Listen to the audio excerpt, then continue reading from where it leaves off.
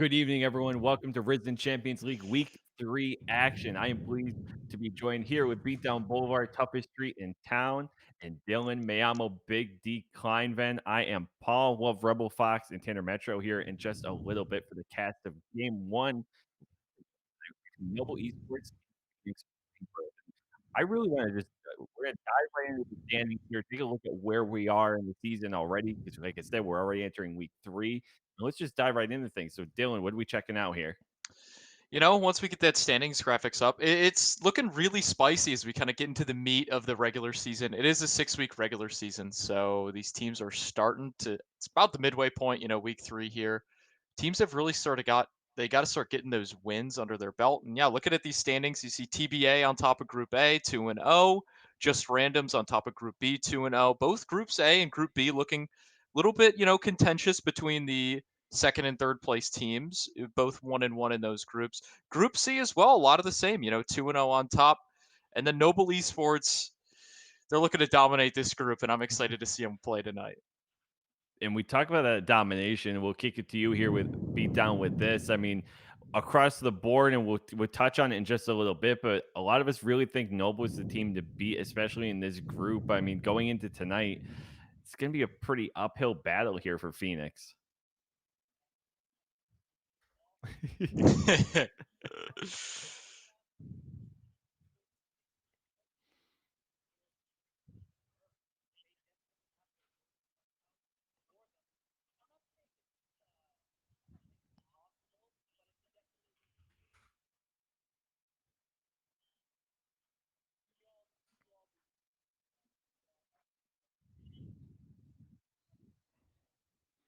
And when we were looking through the games, right, one of the things, and we try to spin it this way, when we have an underdog matchup like this where, we say across the board, we expect Noble to win, that how does Phoenix potentially have an avenue to victory? And we try to piece some of that together, Dylan, with their week 1, their one game they won against UTD. And where do we start to think maybe they can put that together?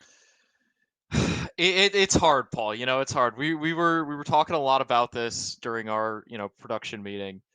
I think the key to them winning is they need to be on their comfort champions. A lot of the players on the side of Phoenix Rebirth, I don't want to call them one tricks, but they definitely have their comfort picks that they're going to play better on compared to other things that they could be forced on, right? So in the top lane, you see T21. He is definitely how do I put this? He likes playing tanks. They'll often blind pick him tanks regardless of what their team's really going for.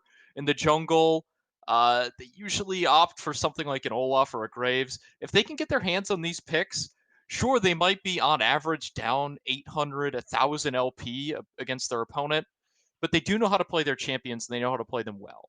So if you're able to get to that point and be in a tournament like this, they obviously deserve to be here. So if they can get their hands on comfort picks, champions they know how to play, I think we could maybe see them take a game, maybe the series. And yeah, and that game one that they won was so interesting in that they were down in kills Yeah.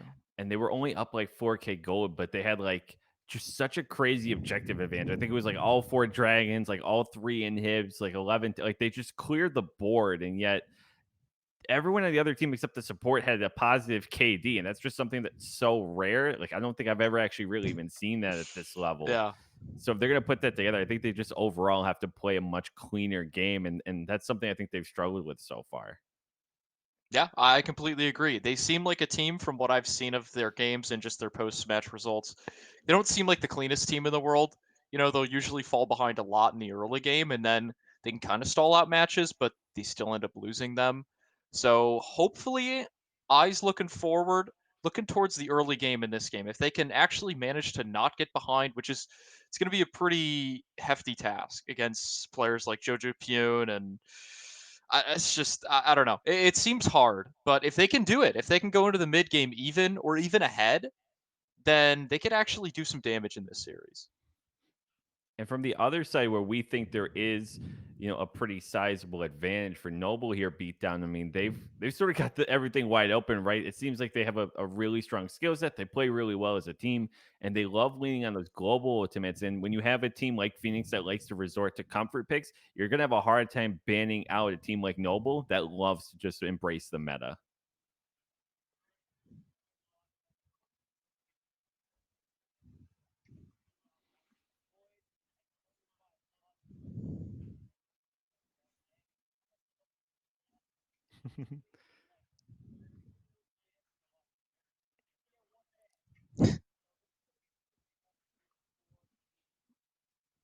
And the one of the other things I'm gonna be keeping my eye on too here for Noble is we were looking through them. They love to play through mid jungle, and I believe we saw potential for like a Shan Heckram or like just playing around some of these interesting combos, even TF potentially. And if Phoenix is sort of locking into these one tricks, they're just not gonna be able to ban all those out. And so seeing if they give up an early lead in Noble, this thing could snowball really quickly in some of those champs.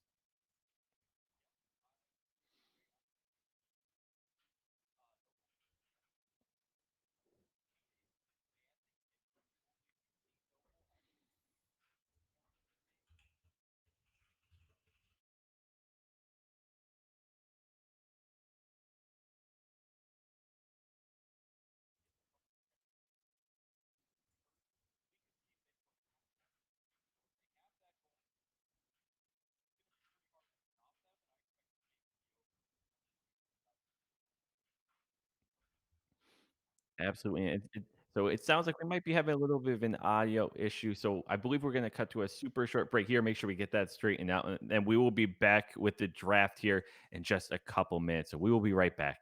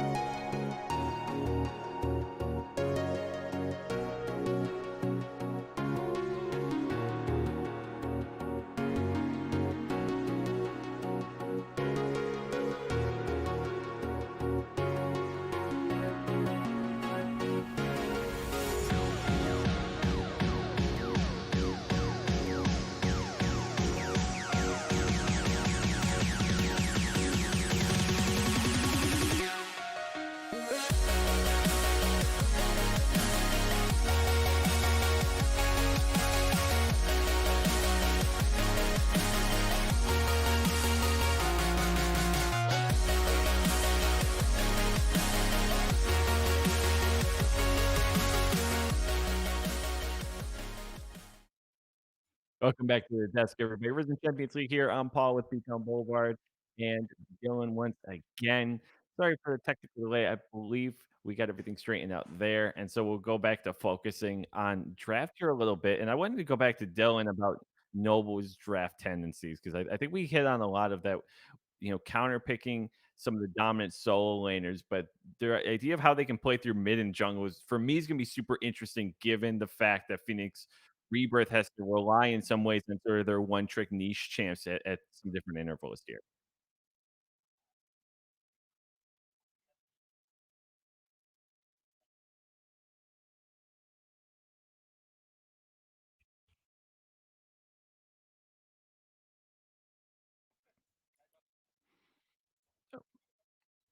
So it looks like we're still having a bit of an audio issue here. So I believe we're going to cut out for one more try here.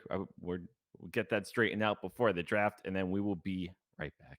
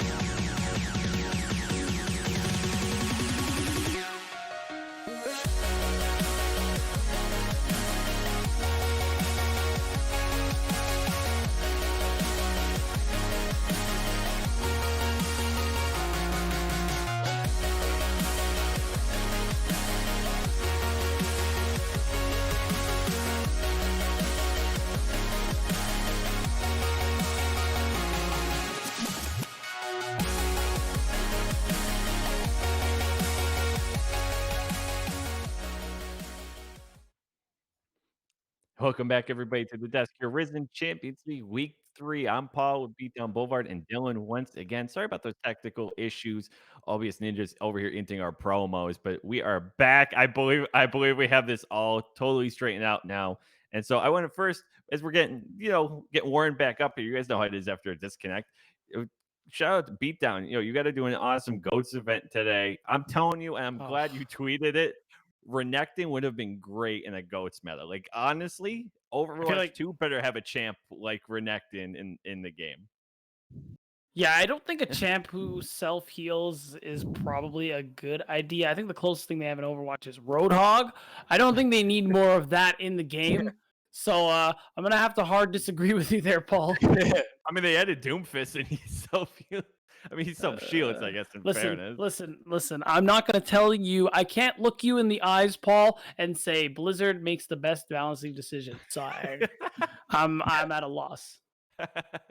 We'll ultimately see if they add Renekton. But as we're getting ready for the teams to load in here, I mean, so last week we talked about 10.19 because that was brand new. This week, my dudes, it's Worlds time. I know you guys have been checking out a little bit. Whew, I would God start with you. bless. I would start with you, Dylan. Here, first impressions, things that stood out to you. One thing that stood out to me is team's priority on the Caitlyn still. I kind of thought that Ooh. since she's in a weaker spot than she was, I think it was like 10-15, 10-16 when she received that first buff, because she's just been nerfed so many times. I thought teams would drop her. And no, I mean, teams are still prioritizing it in terms of some bans, some picks. Uh, I have a feeling it's just because of their level of comfort on the champion, right? If you spend months scrimming with it, if you prepare all of your playoffs with it, because I believe playoffs for like LCS was almost a month long and it's all played on the same patch, right? So if you go Mhm. into it with that much practice, it makes sense that some teams are going to want to keep it around. But there are some spicy picks. There's some mages in the bot lane. We saw Oriana picked up for Unicorns of Love. That did very well. So I'm excited. Maybe some of these picks inspire these teams to whip out some spicy drafts. I can Yeah, tell you, I would love to see Oriana bottom lane. Yeah, I'd be that's happy. actually I'd be gross. very happy, man. Yeah. I love Control Mage's bot. Like it's really interesting for me. Like you see your Syndras. Very briefly, I saw Azir, which was, you know, left as soon as it came, thankfully, because I don't think that one's very good. Yeah. Yeah, Wait, that one's not a someone ton of played fun to watch. someone played a Zir ADC? It's happened, I could see and it. like not too long ago. Yeah. I don't know how I feel about that. Like I love I didn't Azir. like I it. love him as much as the next person, I guess, but I don't know that Not I as would much as you love Renekton. put him at ADC there. And Oh my god, Renekton ADC. You literally just gave like Smurfs who troll and low elo like the worst ideas. if you're watching and you're low elo, please don't do that. But we are diving into pro draft here. Yeah, I mean, And just looking at this draft, it should be a really fun draft to watch, right? Because there's a lot of champions that jump out for both of these teams. So I'm excited to see like what comes in terms of the early bans, whether or not like these teams are both teams love to play Ashe, and PR does not play any Caitlyn. So those are two things that I'm actually really excited to see if they actually come to fruition in their draft. Whether or not that lack of Caitlyn priority comes to bite, Phoenix in the ass, or whether, Noble can get their hands on the Ashe and just keep smurfing like they have been the first 2 weeks. and as the team's remake here, Dylan, I want to go back to the one thing you mentioned. So with Caitlyn, Worlds teams are prioritizing still picking her because of all the practice they have on her. But in this level, where you might be more willing to swap up when you're in solo queue, Caitlyn getting banned out, that sort of thing. How strong do you think Caitlyn still is, or do you just think that she can still be picked because it's sort of a void of like there's no one else that super Yeah. stands out as like, Caitlyn got nerfed, you have to pick so and so now. So, in my opinion, I think at this level, teams are probably still going to pick the Caitlyn just because it's a really, really oppressive pick. And if you know how to pilot it correctly, even though she lost a little bit of attack speed, even though she lost a little bit of damage, I think she still has that strength, especially in an elo bracket like this, where these are the best amateur players in North America, but these games aren't going to be perfect, right? Caitlyn's going to be able to find windows to get extra tower plates, to rotate around the map, and I think Caitlyn could definitely be a dominant force. Awesome. And so I believe the teams did remake drafters, so we'll be getting into that in just a second here as they're waiting on the go ahead. And so this will be really interesting from the Phoenix side because, like we said, coming into this, they're definitely the underdog. So for through the first 2 weeks, we are in Group D. So we did see Noble and Phoenix play both sides. They played the same teams, right? One went 2-0, one went 0-2. So that has to be telling you something, right? And so leading into this, I'm really curious to see how they put these drafts together. And our first ban here is gonna be in a Moo. That might be a result of a ban launch, Yeah. as we've seen in the past. So we will confirm that on the back end. But if you're watching, that's probably a result of some sort of penalty. Yeah, the Aatrox ban hover is also very wonky. I don't know if both these teams are losing bans or what, because the Aatrox is almost certainly not a targeted ban towards the side. I guess it could be. Engo plays a little bit of it. It is a weird ban just because of Aatrox's lack of relevance in the meta after a number of nerfs in a row. But I could definitely see it. The Twisted Fate makes a lot of sense, right? Because Jojo Pyun at the top of Challenger, right? This is one of the best mid laners on the North American ladder, and this guy just loves champions that can get around the map and impact other lanes, and Twisted Fate is the pinnacle of that. So it does make sense that that's banned. And we are hearing from our production that these are not ban losses. They are regular garden variety bans. So just something interesting to keep in mind. I guess they are feeling quite confident today. Noble is in banning out some less used champions. I'm not necessarily certain we would have seen them today. Just going down the alphabet. Yeah. I think part of what that is too is especially for the likes of Phoenix, you have a team that's very likely going to lean towards what their comfort is, and as a result of that, in your mind, it's not as much about banning the meta, it's banning out picks that will do really badly against you. So that's probably why you see something like an Aatrox ban, and now we're already starting to see the picks come through here. And we talked about Global Ultimates being a point of interest here for Phoenix, and they're already going to draft two champions with it. Yeah, I actually really like it. One thing I would maybe switch around if I was on the side of Phoenix doing these pick bans is maybe you don't have to pick the Galio right here in the first two. You could probably pick it in the third pick here, and instead just pick Hecarim Shen. I don't know. It seems a little bit wonky. I'd probably opt into the Hecarim Shen pairing. Ooh, look at this. Okay, there's our Renekton. There's our boy. Ah, So it's your that's boy. beautiful.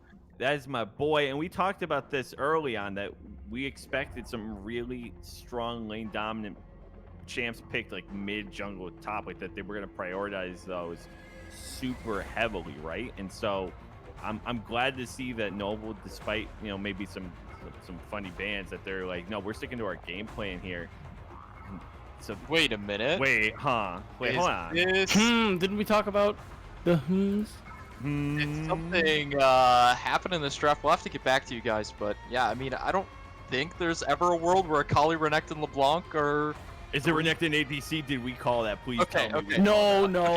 Akali is Akali is Ash. Akali is Ash. I see, okay. I was That like, makes no, a lot more something's sense. not right here. Was very, very confused for a second, but I think this makes a lot more sense, right? With that Ash coming in as the first pick, that is probably the most contested pick between these teams because Phoenix is AD carry. Jakins, he has played Ash 4 out of the 5 games that they've played. In the only game that he did not play it, it was banned, right? So he picks it every single time that he can, and so it makes sense to take that away from him.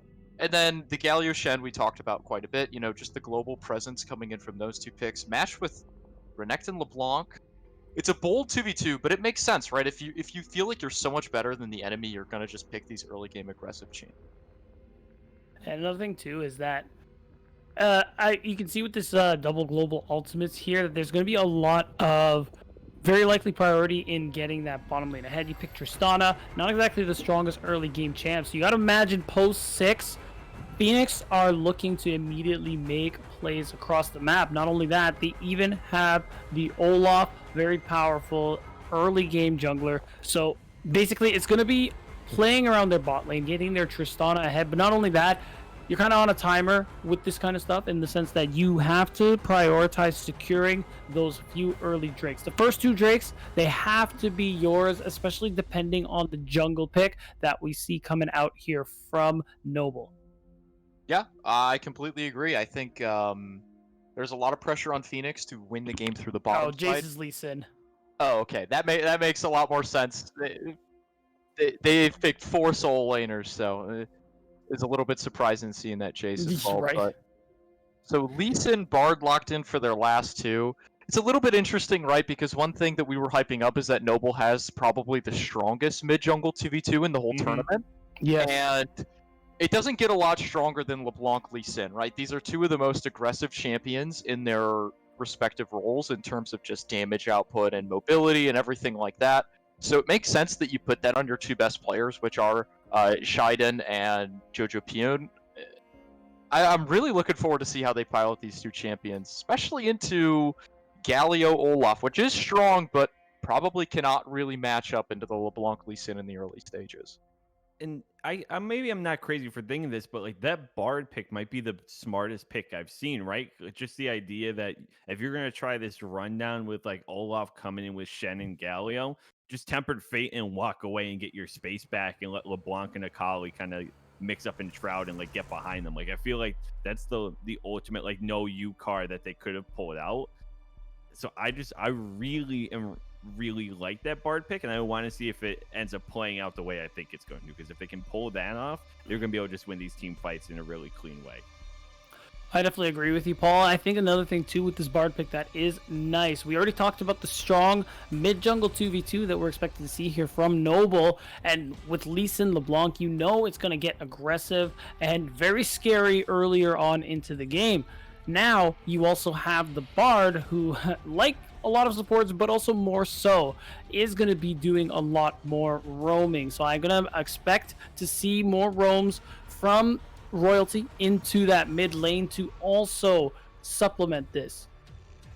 Yeah, no, I completely agree. I think in terms of both these teams' game plan, Noble is going to want to snowball that mid jungle 2v2 into potentially some top pressure and potentially contesting these dragons. And I think that's done through unlocking Ugandan royalty to really move around the map, right? If this Bard can get mobile and can help the Lee Sin with invades, with ganks, with whatever, there's a lot of potential for them to be making early plays. And then over on the side of Phoenix Rebirth, they've got an interesting comp. You know, they actually don't really do all too much damage outside of the Tristana, right? Galio's not some heavy magic damage mid laner. Shen sure does a little bit of damage, but it's nothing to write home about. And then the Olaf coming in from the jungle, he does like to build full damage Olaf. There is no Cinderholt coming in for this Olaf based off the games that I watched. So there's some damage coming there, but a lot of it rests on the shoulders of Tristana, especially in the late game, right? So we have to see Phoenix Rebirth pay close attention towards the bot side. If they don't really get this Tristana ahead, or at least keep her even and relevant in the game, it's going to be really hard for them to actually do anything as this game progresses on. One of the things I'm keeping in mind, and like we said, coming in again, that Phoenix Rebirth is sort of in the underdog spot here.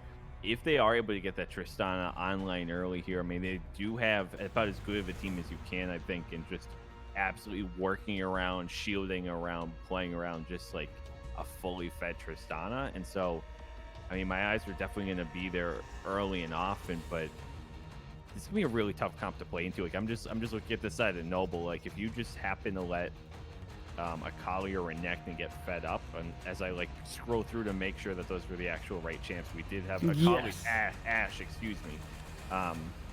Even just letting Ash get fed, like you're just gonna be in for such a long day at the office, and even the Lee Sin pick is just gonna be disgusting. I would be very concerned about just worrying about like Tristana getting blowed up anytime she tries to do something. Lee Sin sneaking into the back line.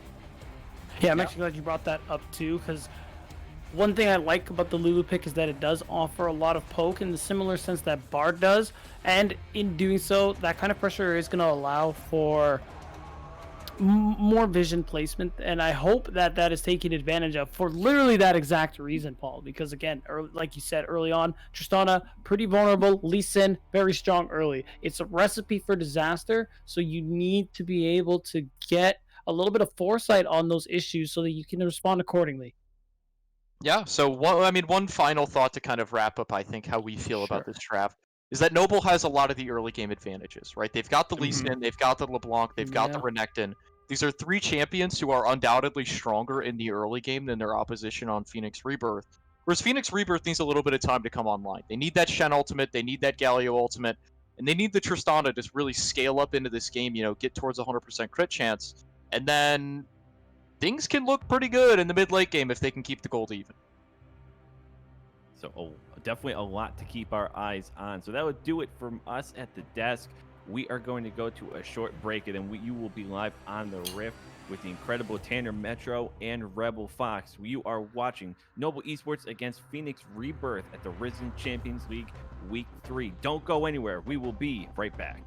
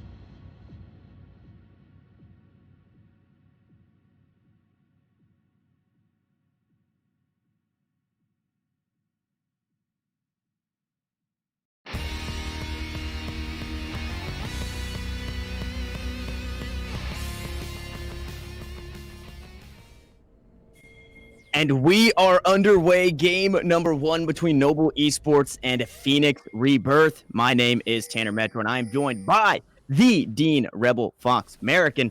We got to hear about the draft. We got to see the draft. Now we're finally getting a chance to talk about these two teams now that they are on Summon of Earth. First and foremost, how are you doing, Rebel Fox? And let me know how you're feeling about the compositions. Doing fantastic. I like the composition that's coming out from both teams. I know the analyst desk did a fantastic job breaking down a lot of the champions. I'm really terrified here because you look at the red side, you look at their team all together. They got pretty much everything they could ever possibly want within the draft whatsoever. Phoenix, right? I mean, you're talking about like Shen is one of the most played champions, Olaf one of the most played champions, the Tristana, the Galio. Like the only thing they don't play all that much is like the Lulu, but that's not a hard champion to play. So I'm really concerned with the amount of comfort given over by the side of Noble Esports here.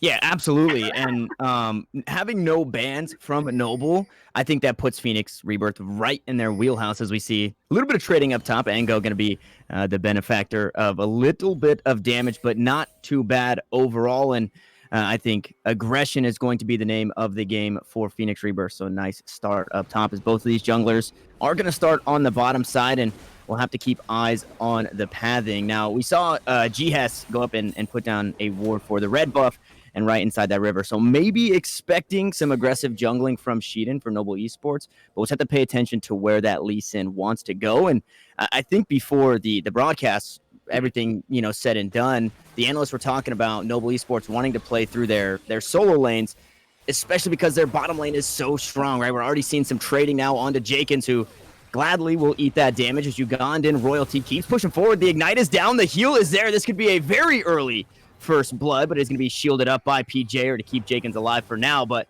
I mean, this is the point that I was trying to make. This bottom lane for Noble Esports is so strong. I mean, across the board, like Noble Esports is just rock solid. You've got Engo. I mean, a lot of people might recognize him. This isn't going to look too good because the Shen gets that priority with those keys, gets those off. Actually, bad situation here, but runs out of that queue. Yeah, a little close. That's kind of the power of the Shen early on. But as you said, yeah, you play through those solo lanes, already back into the mid-jungle. Yeah, and Jojo Pune just going to go right over the wall, grab first blood. He will be taunted up, and it's going to be the wrong one from GHES using his flash to get over. Not able to trade a kill back, but it's an early first blood for Noble Esports that puts him up 500 gold. Yeah, buys not only the kill here for the likes of the LeBlanc, but also buys space here for that invade from Sheedan. They had predicted it with that red buff warning coming out from GHES, as you had pointed out, but that didn't matter in the end because they were able to kill Anticipation as he moves in his jungle. And this kind of is critical to what this composition wants to do. They're very strong early, and they don't want to take clustered fights. When you've got Gallia, when you've got things like the Shen that can cluster onto fights very, very quickly, you never want to be taking more than one person fights. You just want to find the one-on-ones, two-on-twos, things of that sort.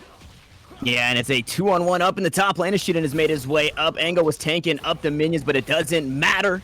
The Spirit's Refuge not going to be enough to stop this kill from going over to the Lee Sin. Just a little bit of BM there on the back end. Anticipation thought he could make his way up, but unfortunately heads back down, and it's 2 kills the lead for Noble Esports. Really good way to start separating the map as well. Playing to this top side, as you had made mention of. When it comes to Meech and Ugandan Royalty on the bottom side, they are a very potent duo. You saw the early trading, and when they've got the Ashe Bard, super simple for them to just perma-push, roam with the Bard. He's holding this wave here for Jojo Pion. Phenomenal stuff already from Noble Esports. And Sheedan gets that early kill. I think it's more important for the Lee Sin to get the early kill than the Renekton, because the Renekton can always press Q, clear wave, maybe build Tiamat, and then just clear against the Shen. Can't prevent him from ulting. So instead, you give it to the Lee Sin, he gets out on the map, and he puts that pressure on that Renekton just can't.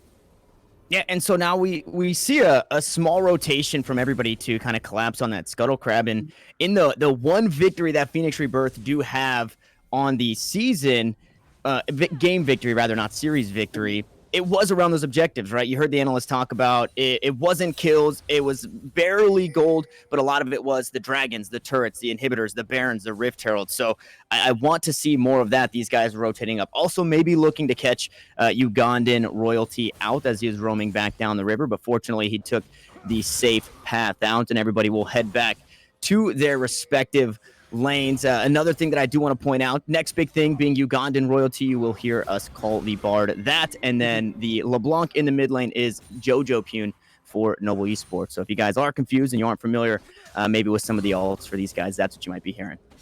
There's nothing like amateur scene League of Legends where people swap their names every 15 seconds and you have to keep track of it. Trust us, it's just as frustrating for us as it might be for you.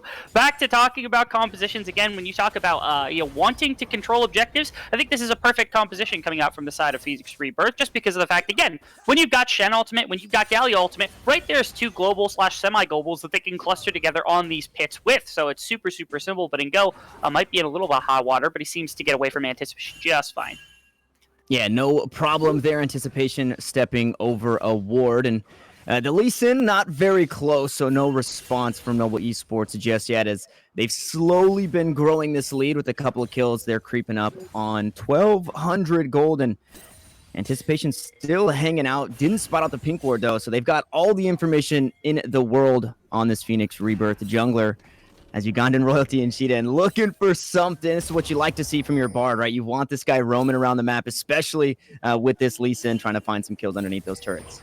The crazy thing is that Tristana, like Lulu, can wave clear pretty well, but there's really no opening to try to gank into that lane because of Ash's poke with that volley, wave clear with that volley, same thing. It keeps them so far away from the tower that you can't really punish it all that well. Once again, you're back to topside with Olaf, but what are you going to accomplish? Yes, if you get a taunt up, that's fine, but he's level 6. He presses ultimate, probably just walks out of that with an empowered Q, and you're giving priority back to bot lane where you've already got an advantage with your Ash. It seems problematic, and now it's going to be very simple for them to simply go to this dragon, grab that beast off the board, and there's no cluster. Like, Galio can't step out of this lane. He's not level 6, been getting bullied by Jojo Pion. The Shen's kind of stuck in this top side waiting for anything to happen into Renekton because he's just perma-shoving. It just opens this entire bottom side of the map where your strength is here for the side of Noble Esports. Yeah, and now, like you said, the level 6 on Shen, still waiting for the level 6 on the Galio, possibly here in the next couple of minutes looking to make plays around the map, but it's the objective control over to Noble Esports early as they do net themselves an Ocean Drake here in this, and I'm interested to see which of the Dragon Souls we will find as Anticipation goes up, tries to clear his jungle, and we'll see if Jojo Pion can spot him out again. It actually looks like Jojo Pion trying to make a play of his own with Lee Sin on the bot side. He's going to take the jungling into his own hands, look for a gank up top. It's Kadeki's very low, level 6. Ignite is on the Galio ultimate to come through, but it's too late. He will fall. It's another kill to the Noble Esports mid laner, and GS just on the top side, just going to net himself a couple minions. Man, I've heard such amazing things about Jojo Pion, but he is making everything look like an understatement at this point. He's up 11 farm. He pushed Gihan onto just absolute mispriority in this mid lane on a Galio pick into a LeBlanc. He's been roaming, picked up a couple kills. Like, this guy's absolutely destroying this map right now on the LeBlanc. He's a perfect pick, gets him out super fast, tons of burst damage to work with, solo kill potential. It's kind of looking scared already from the side of Phoenix Rebirth. They got to find a way to slow him down, otherwise he's just going to keep picking, especially if he's able to get to this bot lane, put Tristana behind. There's very little that can be done in the later stages. Yeah, and I mean, when does it stop, right? The lead in the mid lane, a small lead in CS in the bottom lane, but 3 kills in the lead are Noble Esports, and this is exactly what their composition wants to do. You've got the Lee Sin, followed by the Renekton and the LeBlanc, so your solo lanes want to get ahead early, and they're absolutely able to convert on their game plan that they have built for themselves. The Shiden starts up the Rift Herald.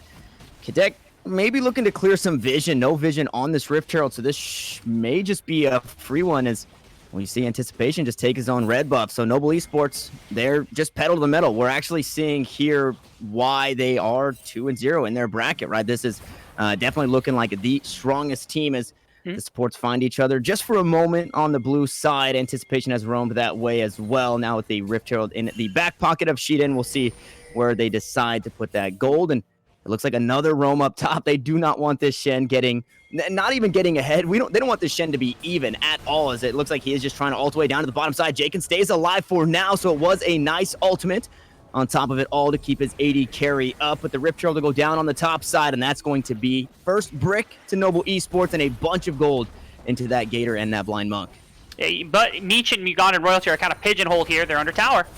Yeah, but under tower, Meech forced to flash away. The undertow almost gets the kill, but PJ is able to pick it up. The turret will be the benefactor of another one, tossing that gold on over to Ugandan Royalty, but it's still a 1v3. Jojo Pune roaming down. Minion's going to tank up that turret for now. They have to try and find their way out. A beautiful Bard Ultimate's going to lock up too, and Jojo Pune, he's going to be the benefactor of a couple kills, making an assist as he looks for another. Jakens does get away, but the Shen ultimately will fall, and it's a double kill for the Bard.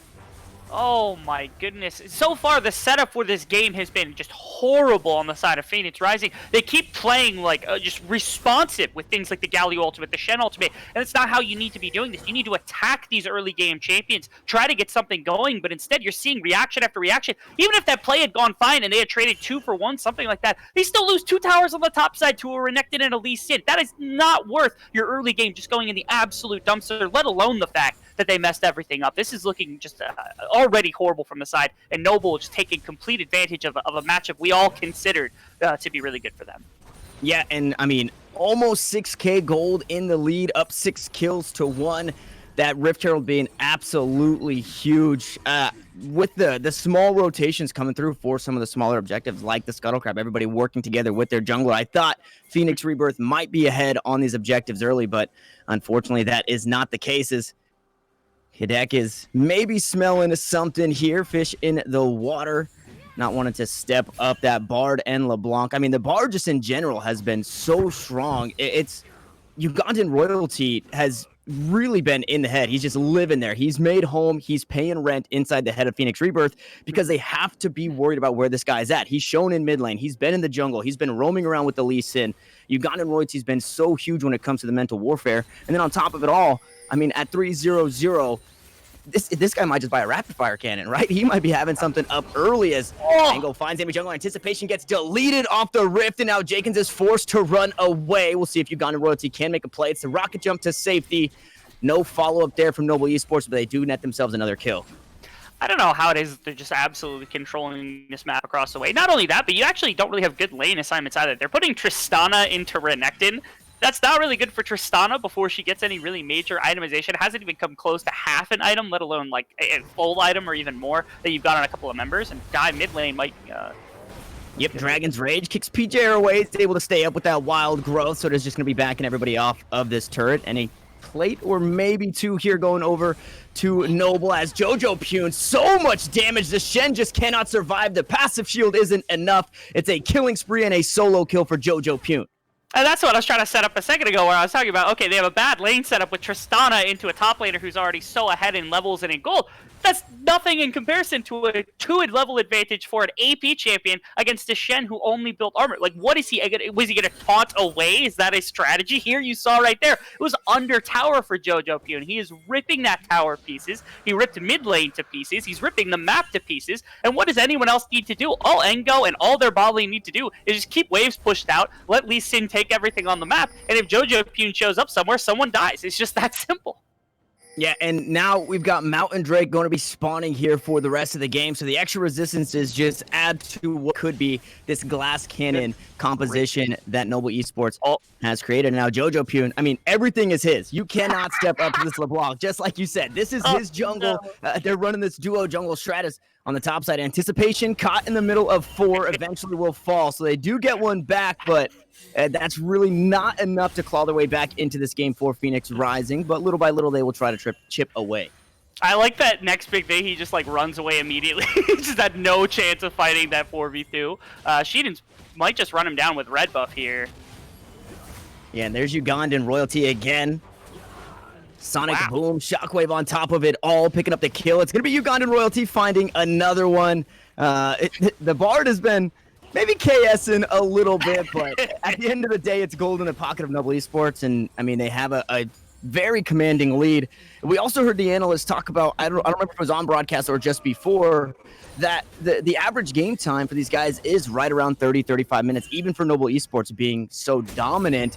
But they're looking to make really quick work. We've got the next Rift Herald spawning up here in just a moment or underneath a minute. And with that, I mean, I think you probably cracked the base wide open, right? There's I think mid lane turret's still up for this squad. No, yeah, mid lane turret tier 1 is still up. So that kind of is the last leg that Phoenix Rising has to stand on as LeBlanc goes underneath the turret. Jojo Pune taking a couple turret shots, is forced to distort back to safety, but they do push that Shen away, and they're going to send Jakens down here to try and stop this, but I don't know who stops it now, with the LeBlanc being as big and the support of the Lee Sin and the Bard behind it. Second Rift Herald, I think here could just be a legitimate death sentence. Underneath the tower goes Jojo Pune yet again against the Shen. This time, he got a couple of people here. They're all bot side. Why is no one on Rift Herald right now? Like, immediately Renekton and Ashe should be at Rift Herald doing nothing else. Like, yeah, they're pushing mid lane. They'll probably get mid lane tower. Yes, they might shift over afterwards. Just grab Rift Herald, because I think Rift Herald can just be the knife in the heart of Phoenix Rebirth here, where you put it topside, you get Dragon. Now they are pigeonholed into saying, okay, do we want to fight for the Dragon? Do we want to stop our base from getting cracked? If they don't, then they end up losing their third Dragon. They're forced to fight around the fourth one. Otherwise, that's absolutely a death sentence for them. And at this level of gold deficit, I don't think you can actually do either. So they end up losing their base and losing Dragon. And again, at that point, this game is essentially over. So Rift Herald here, I think, it's going to be locked in. And if that's used properly to pull some attention away from the next Dragon, that would be the ideal situation. That's what's going to give Noble Esports just a dub here. Yeah, and Ugandan Royalty just buying so much as the Ragnarok comes through after the Enchanted Crystal Arrow. Jojo Pune almost deletes Olaf immediately. The Wild Growth will be used, and Jojo Pune taken down and shut down. That's going to be the kill going over to Jakens, and he's going in aggressively. A beautiful Bardar onto 2, though, may keep him alive for now. Sheedon wants to go back in, maybe looking for a kick on the backside. Anticipation on the front line, though, very squishy on this Viking, as Ugandan Royalty uses that magical journey to get away. Meech still under fire, but Ango has made his way into the fight. Blade of the Rune King to go down. There's a kick on Anticipation. Sheedon trying to make his way out, but the Renekton wants to go right in. He finds one kill, as Jaken will pick up a second one of this fight. The Tristana finally coming online here in this scattered fight. Now, PJ'er, we'll see if Sheedon had a bit of Lee syndrome. Not going to take it just yet. Worried of the taunt by G. Hess. And Ugandan Royalty just going toe-to-toe with the enemy. AD carry. Ango goes deep. The kill comes through. Jaken finally will fall, and it should just be the cleanup here from Noble Esports. And like I said, that's just a hard flex of gold. This was played pretty well on the side of Phoenix Rebirth at the beginning, at least. Ooh, does he get a trade? He got a trade kill. Okay, that's something to consider at least. But again, this is still an absolute mess, and that's going to be a clean ace for this team. Like, what do you even say about that? Yeah, they found, like, what could have been considered a really good fight setup. Yes, they got, like, a good opportunity at the beginning to bring down Jojo Pune, but then they continue fighting afterwards, can't get onto the Ashe with any mobility whatsoever because the Olaf ultimate was down, the Shen it didn't have the dash range. You just lose the fight because you just get gold checked by the rest of this team. Yeah, I think you traded evenly in terms of gold, and it's still a 9,000 gold lead here from the side of Noble Esports. Yeah, and that did buy a bit of space. We see Anticipation trying to grab this Rift Herald before Noble Esports can, and Ango might spot him out. It doesn't look like any vision, though, so he's actually just going to head up in the top lane. So this could be a nice little stunt to what we thought would be the massacre that will occur once this second Rift Herald went the way of Noble Esports, but instead it's Phoenix Rebirth trying to battle back in objectives. Like I said, that's certainly a slow to the map. This isn't really an advantage going the way of Phoenix Rebirth, but it's a big denial to the momentum that could have really gone into the favor of Noble. Where if they grab that Rift Herald, they can't accelerate the game. They no longer have that option. They will go to Dragon. They'll force the fourth Dragon fight or something along those lines. And Phoenix Rebirth will get a little bit of gold back. Will they get Engo here? It's a nice arrow. Oh, that's a nice arrow. Yeah, Dominus going to be pop Winds of War, not going to find enough damage as Ango this time around does not fall to 4. He's able to skate on out of the enemy jungle, and just when you thought maybe they were going to find a bit more on the back end of that Rift Herald, Phoenix Rebirth falls short. The Dragon goes the way of Noble Esports, and Jojo Pune, he's going to grab himself another blue buff. Hey, Will. It's just been complete control of this jungle the entire game because they've lost all control of their map off the back. That they haven't been able to make the Shen work in terms of a global sense. I think he's got 2 ultimates off. One of them ended up trading for Jojo Pune, but other than that, like the fights, the terms of KDA from that ultimate has been absolutely negative. Same with Gisha, who he just has not been able to find anything on the likes of this Galio. And they're just going to continue pushing up. They're going to push their wards. They're going to push these towers as best as possible. You can't crack the base like you would have with the Rift Herald. Engo is going to kill Anticipation here unless he flashes over the wall. And Anticipation looks like he's made it out for now, but the chase will ensue. Nope, there's the kill coming through. No way out as that blue buff will reset. And this is just Ango getting a little bit of payback for running him out of this top lane moments ago. And yeah, I mean, as far as game state goes, it's, you know, the Rift Herald going the way of the Phoenix Rebirth, excuse me. It's the dead Olaf who has it in the pocket. Yeah. They're still working on finding their first turret. Plates are down, so it's not going to be as much gold, and they are still down just shy of 11,000 gold here. Noble Esports putting on a clinic in this one as Jacobs takes a bit of damage. Ethereal Chain's not going to land, and Jojo Pune doing what he does best, just absorbing a couple of turret shots there as he looks to find some extra damage. Now, I will say on the side of Phoenix Rebirth, they're doing a good job trying to keep this Tristana relevant to some extent. 7,500 gold. It's not 10,000 gold on Renekton. It's not the 9,000 gold that's sitting on this LeBlanc, but it's at least something they can work with, especially with Ardent Sensor on the Lulu, which can put it. Now, you see the problem that you run into, which is that Lee Sin and LeBlanc can blow them up, but there is possibility that if you get enough meat shields in front of the Tristana during the course of a fight, maybe you can kill a couple of people and deny things on the map long enough for her to be able to carry fights on her own. But again, with LeBlanc and Lee Sin being so powerful, that was mean. Woo. And Sheedan goes golden there with the stopwatch in his back pocket to stop the knockup from the Wild Growth. So just a bit of baiting, and I will say I haven't been incredibly impressed, although it is a dominant performance. Sheedan not making the plays like I expected as a big shield comes through. It's actually that Stand United. Baited out now. Jenkins probably going to have to head back to the fountain. Need to be careful of Jojo Pune, although both of these carries are on low HP. And toss out a bit of damage. The Sigil of Malice is just so much here for the LeBlanc. You stack another one in a Distortion, and it'll be an entire health bar. The tanks are not tanky enough as the top lane turret will finally fall. Inhibitor turret at that. The Inhibitor now under fire. It's all 5 members from Noble Esports trying to siege this one down. Ugandan Royalty going to head on out towards this mid lane, and they might find the 4v5. The flash goes in. Hero's entrance on top. Sheedan taken low. They're trying to retreat. The flash forward, a 3-man taunt. What can they find on the back end? GS is going to find Sheedan. He's going to go golden. 2.5 seconds to try and turn this fight around, and they're doing just that. It's the shutdown for anticipation, and Noble Esports are falling one by one. It's 4 members dead, and it's Ugandan Royalty, who was looking for the flank previously, now looking for his way out, but he should just get run down. Jenkins looking to be the benefactor of these kills. The flash comes through, so he makes it out to safety for a moment longer, but Baron has spawned, and Phoenix Rebirth have their eyes on it. Well, would you look at that, Tanner?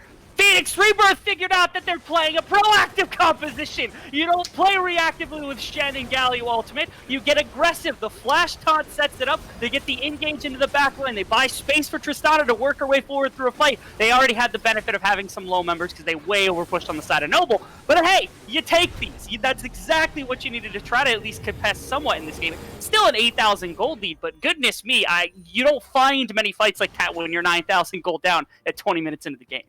Yeah, and when you're able to do that, once this gold lead starts getting closer, Noble Esports, they're going to be shaking in their boots, and they're probably maybe kicking themselves in the butt a little bit because they didn't go for their proactive plays, right? That second Rift Herald, it took so long to do, and instead of grabbing that second Rift Herald, they chose for an awkward skirmish, which means they lost it. The Rift Herald didn't get too much. It's on the top side now as it's looking to charge into that tier 1, so Phoenix Rebirth now trying to find some turrets, and I mean, they found objectives. They found a fight. Once they can find some of these structures, this gold lead is slowly going to be dwindled away. And I'd imagine not a great power play here from the Baron, but at the very, very least, you cut back on some of that gold lead and you stall it out again. Just like you said, Rebel, they want Jenkins to come online and they're buying just enough time to do that. But the Dragon is spawning and it is Soul for Noble Esports. Jojo Pune goes in, anticipation shielded up, and we'll see how this fight kicks off. Noble is angry. You can see them posturing for an aggressive fight. Here we go. A little bit of poking in from Jojo Pune. Watching go on the backline. He is a massive... Oh, that's the setup! Yep, on to 5. The Dominus will go. Going golden is 3 against their will by the Bard as G-Hess will go golden on his own. It's a double kill for Jojo Pune for now. The last 2 remaining members trying to run for the hills. It's the bottom lane, but Engo going to make sure that does not happen. Underneath the turret, the kick is there. It's a double kill for Sheedan, and they want to make sure they take everybody. They lost the last one, but they're making sure they're picking up this one. Underneath the turret, they will go, and PJer has no way out. Engo... okay, gets a little low, but they do trade the aggro perfectly there. As Sheedan almost goes down. It's a Zanya's for the Lee Sin. Okay, Sheedan flexing on us. I love the way Sheedon has played this game as the Lee Sin. He's like, this is like if you had a challenger in like silver and you were just like hard flexing on people, this is exactly how they would play with like a Zonias and all this taunting, pressing the S key all the time. They get the Mountain Soul here after the big fight. That's expected when you're down that much gold. They should slow play this a little bit. Last time they stepped this far up, I think they did get punished by this composition that got designed from the side of Phoenix Rebirth, but that should be a kill shot very, very quickly. It's really hard to shred through LeBlanc and the Lee Sin when you get to the back line, even Renekton if you get the black line at this point. And Meech is starting to pick up enough gold where he's going to be a legitimate threat in the back line as well. I think maybe Rebirth has run out of ability to take fights whatsoever.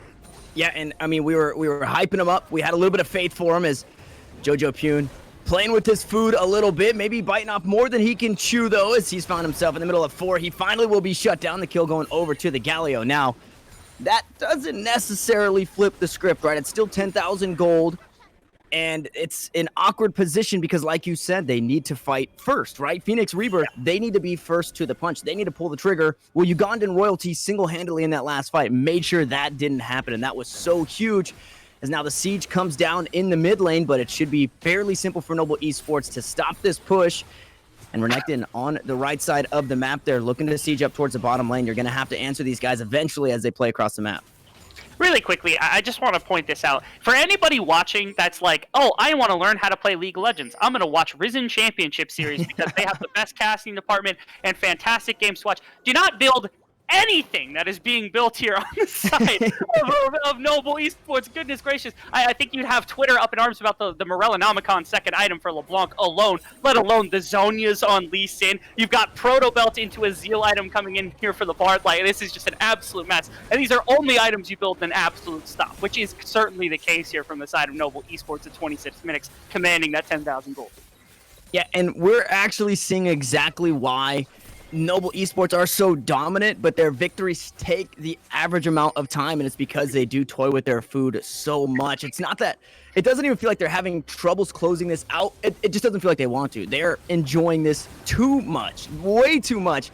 They are enjoying this as now Ugandan Royalty gets taunted up and the arrow goes through. GS able to dash away for now, goes gold with the Zonias of his own. 2.5 seconds isn't enough to keep him alive. He flashes away, he taunts, and will walk on out for now below health bars for Phoenix Rebirth. Means Noble Esports are looking to take this fight right to him. Underneath the turret, they will go. Nice kick onto Jenkins into the back line. Wild Growth is going to keep him up for now, but they're forced back into the fountain. A nice dodge out. Hero's entrance going to be used as well, and GS not going to be the benefactor of any knock-ups there as this base is slowly starting to fall down. Noble Esports doing what they can to finish this one out in under 30 minutes. 2 inhibitors down, 5 members underneath this Nexus for Phoenix Rebirth. They go in on a Jojo Pune, and that's Jenkins. That's the damage from the Tristana as we creep closer to this later game. And now Noble Esports on the back foot. They are a member down. The taunt will go wide as Anticipation looks for a flank. We'll see what they can do. No flash on GS means no flash taunt, but the Unstoppable comes through. Jenkins is just going to jump right forward. Angle looking for a way into the back line, but he'll settle for the Gargoyle instead. Going gold in his Anticipation to stay up, but the health bars, I cannot say the same for Phoenix Rebirth as they start to fall down. Now it's going to be a trade across the board. 2 for 1 so far as GS looking to find another. Sheedon will be the benefactor of yet another kill on this Lee Sin. Ugandan Royalty, that's the exact thing I was talking about, biting off more than you can chew, and they look to keep doing it, but Meech is still alive, Meech is still healthy, and he's still doing damage. Is Anticipation tanky enough? The Zonias again come through, it's a shutdown, and it's the Triumph to come through to keep Anticipation up. It's only Meech, but he can't do it in the 1v2. They will retreat for now, but it's a completely open base. They buy some time with super minions banging on the door. Yeah, there's a ton of super minions in that base. More flooding in because they were able to pull triple inhibitor off the burning of so many abilities at the beginning. If they had Flash and Zonias and so many other things, that fight might have looked very, very different. Might have been another hold here from the side of Phoenix Rebirth. And yes, they had the advantage in the fight, but they have lost all map control with the number of minions flooding into their base. They've got so many waves that are crashing in the next minute, and Baron's going to be up. Got Elder Dragon in 2 minutes that you might be able to stabilize for. But this Baron is theirs, and you have this massive gold advantage still. And Jojo Pune is literally just standing here, taunting his enemies, standing with his minions just outside the tower edge. They might not even be able to stop it with the number of minions that they've got. Yeah, they're trying. The taunt comes through. The distortion will keep him safe, but he goes right back. He goes golden. Ugandan Royalty tried to keep him alive, but PJer will find the kill, and Unfortunately, that tempered fate just a little wide. It's kind of hard when your LeBlanc is bouncing all over the place. But like you said, there's no answer, right? Baron being started. They don't even need Jojo Pune. Jojo Pune literally was just standing there being a gargoyle himself while the super minions just banged down the Nexus turrets. And now it's an open Nexus. It's pretty free grounds. Once Jojo Pune gets back up, whenever Noble Esports feels ready to, they can just look to end this game. Now you are flooding 3 waves of minions into this Tristana. If anybody else takes a CS, I'm going to be mad right now. If this Tristana does not get 18 CS per minute or 36, whatever it could be at maximum for the next, 2 minutes of the game that they're going to be here to finish another item, I'm going to be very mad because that's literally their only win condition here. Because all they've got to do now on the side of Noble Esports, walk in a couple of waves, stack 1 or 2 with that Baron buff and shove it outside their base, walk to Elder Dragon, take it, and then just collect your free Nexus. Because there is no competition against the team that's going to be 10,000 gold up with Mountain Soul and an Elder Drake to boot with Baron minions flooding your base from 3 lanes. Yeah, now it's looking like Noble are trying to find a way to end this game as Engo just going to play a little bit of a, not necessarily protect the president, but he's just going to hang out so those minions grab that Baron buff. And it looks like everybody may be grouping up towards this mid lane. No, they're actually waiting for the Elder Drake, but anticipation taken dangerously low here, buying so many ultimates. That's 2 huge ultimates down, and now he's forced back into the fountain. And it was a 2v4 for that. Jojo Pune and Engo able to get so much for so little. As the Elder Dragon has been started. I don't know if they need Lee Sin and Ash here. I think they could just go right for the Nexus. Ugandan Royalty, he's got the auto attack speed from the rapid fire cannon. You've got the damage and the front line from Engo, and this might just be the end. It's the last stand as the arrow comes through. It's going to be QSS quickly as Jenkins knows that he is the only way they can win this one. But coming out of the fountain, he will get caught and go golden against his will. Inside the fountain, Phoenix Rebirth are stuck, and Noble Esports grab game number 1. That's bullying, to be fair, from the side of Noble. I don't know how else to describe that. The first few minutes, they played super well. They played very clean. Had some nice League of Legends where they were pushing waves or getting objectives, things like that. As the game continued, they were just kind of lackadaisically working towards the end game because they knew that they had it just based off their normal skill. So they ended up with a 10,000 gold advantage, mildly shockingly. But that's what we were able to see. A super dominant performance, as expected, from Noble over their opposition here.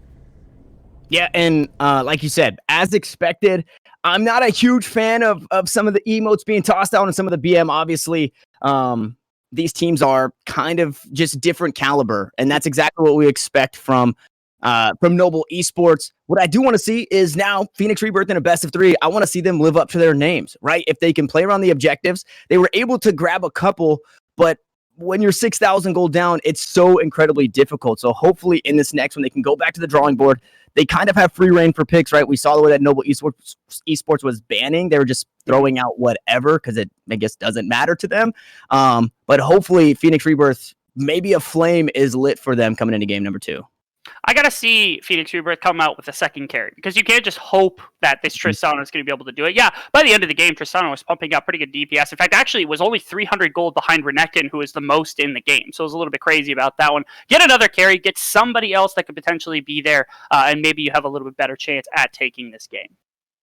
Yeah, and we'll see. The one time we got a team fight, the trigger was pulled by Phoenix Rebirth. They were able to get the win. So hopefully in this next one, they can build that composition up. Now, you've heard enough of us. We are going to jump to a short break, but when we come back, we will have that beautiful, beautiful analyst desk to break down that Noble Esports victory.